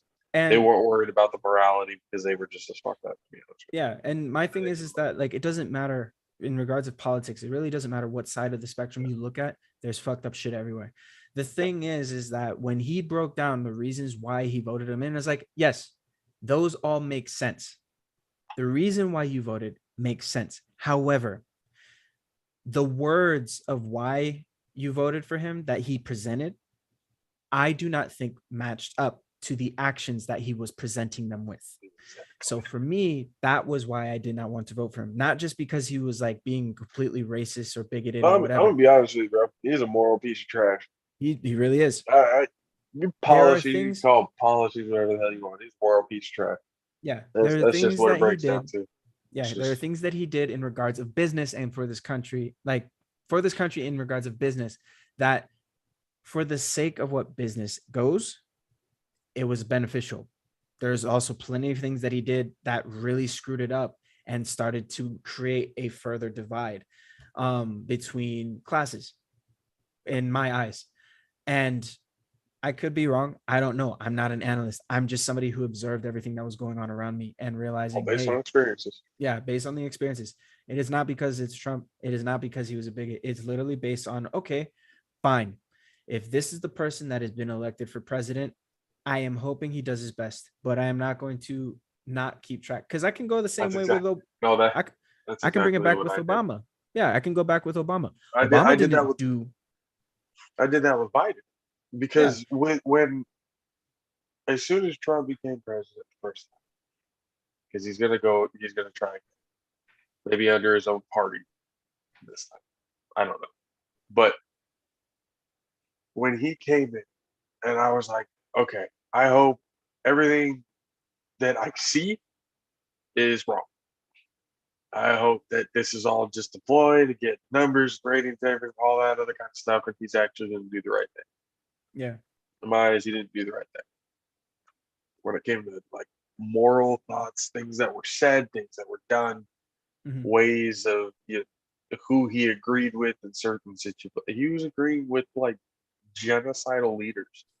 Like, so this is a guy who was taking it straight out of the Hitler fucking playbook. Like, you really look at it. Like, he mhm, was really trying to put a real divide in this country. Just really look at it. Politics aside, whatever. Look at the moral look of what he did. But that's what I'm saying. We're in a toxic relationship as a country. We're so young. We've been given everything so quickly. One of the fastest countries to ever, get to be a world power in the first 100 years. And so we were yeah, given everything so quickly that when things start to not go our way, we throw a fit. That's where everyone's entitled. Well, no shit, because we were given everything. yeah. We were Uh, never told no because life was good. mhm. Easy times create weak men Weak and, people in general, and weak in my people. opinion. Exactly. But the But I the way mean, that I look at it, so you gotta break it. yeah. So I know it is getting, we did not expect this conversation to go as long as it did, Holy shit, but where are we at? I'm not even looking. I don't have it is time. Is 9:51. We're racking up fuck three me. hours, my guy. 3 hours of a good conversation. I like it. Yes. All right. So So we'll okay. So moral point when it comes to toxic relationships. I mean, obviously, try to avoid them as much as you possibly can. Try to do something that's gonna benefit and make you feel better. If you see the signs, don't be afraid to just walk away. It's okay to just cut ties. It's probably better for both of you guys. You'll probably find something else, or somewhere down the line, you'll finally probably find that good guy or that good girl or whatever down the line. It's all about patience, really, at this point. Don't just jump into things and stuff that you're familiar with. Understand people get brought up different ways, different struggles, everything else like that, and things are hard. But just know you can talk to people. People are going to be able to receive what you're talking about, be able to empathize with you. Yep. Just understand. At least with us, we'll be able to empathize with you because we've been through our shit. We know people who've been through their shit. I like to think we're pretty good people. Yeah. So we just trying to just talk with everybody and not have this toxic back and forth. Well, I'm wrong. Here's why or I'm right. Here's why you're wrong. This is, fuck you and whatever. It's like, no, just be a civil fucking human being for once. Sit down and talk Yeah. about it. Think about what the fuck is it. Have a logical, thought out response of what the hell it is we're talking Yeah. about, and then go from there. Don't just pull something out of your ass because you feel some type of way about it. Like, no, we're gonna talk civil about this shit. The feelings are going to take place, but let's try to keep them out the way. Let's try to actually look at the situation. Let's try to understand it as a whole. We're going to have disagreements. We're going to try and come together to where we can understand. Yep. May not happen immediately, but at least it gets the conversation going.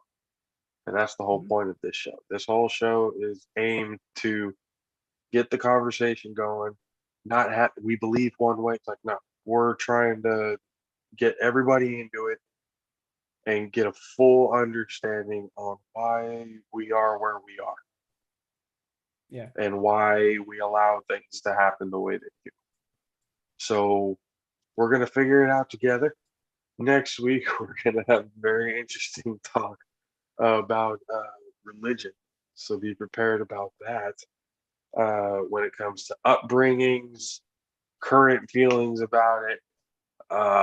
It's going to be a very interesting conversation because I have my certain beliefs, Adam has his certain beliefs. We know people who have their certain beliefs. And we know it's a very hot button topic because when it comes to religion, people don't fucking play. That's not something you mess around with. So we're going to have our own thoughts, our own opinions. You guys want to be part of the conversation, give your own thoughts and opinions. Hey, be more than willing to join up and hang out with us. But until then, like, subscribe, share to your friends, clip everything. Twitter, Logical Senses 22, Instagram, Logical_Senses. Be with us on social media. Keep track with everything because we're going to be looking at everything that's going on in life and try to figure it out. Try to have somebody to talk to and try to give people kind of, I guess, a voice. If you don't feel like you're heard, come talk to us. We'll try and get as much as we possibly can. We're not going to sit here and promise you we get everything because we got our conversation, everything. We're not going to promise we get everything, but we're going to get as much as we can. And we did get a lot tonight. You guys definitely kept the whole conversation going. And I really do appreciate it. I didn't think it was going to go this long, to be honest with you. Yeah. But you guys in the chat and everything like that, that's pretty fucking awesome. First episode kept the conversation going. And I feel like we kind of got somewhere. Yeah. Hell yeah. Appreciate you guys. So for myself, JP, for AC, we will see you guys next Friday. Logical Senses, the rebirth of common sense. We will see you guys later.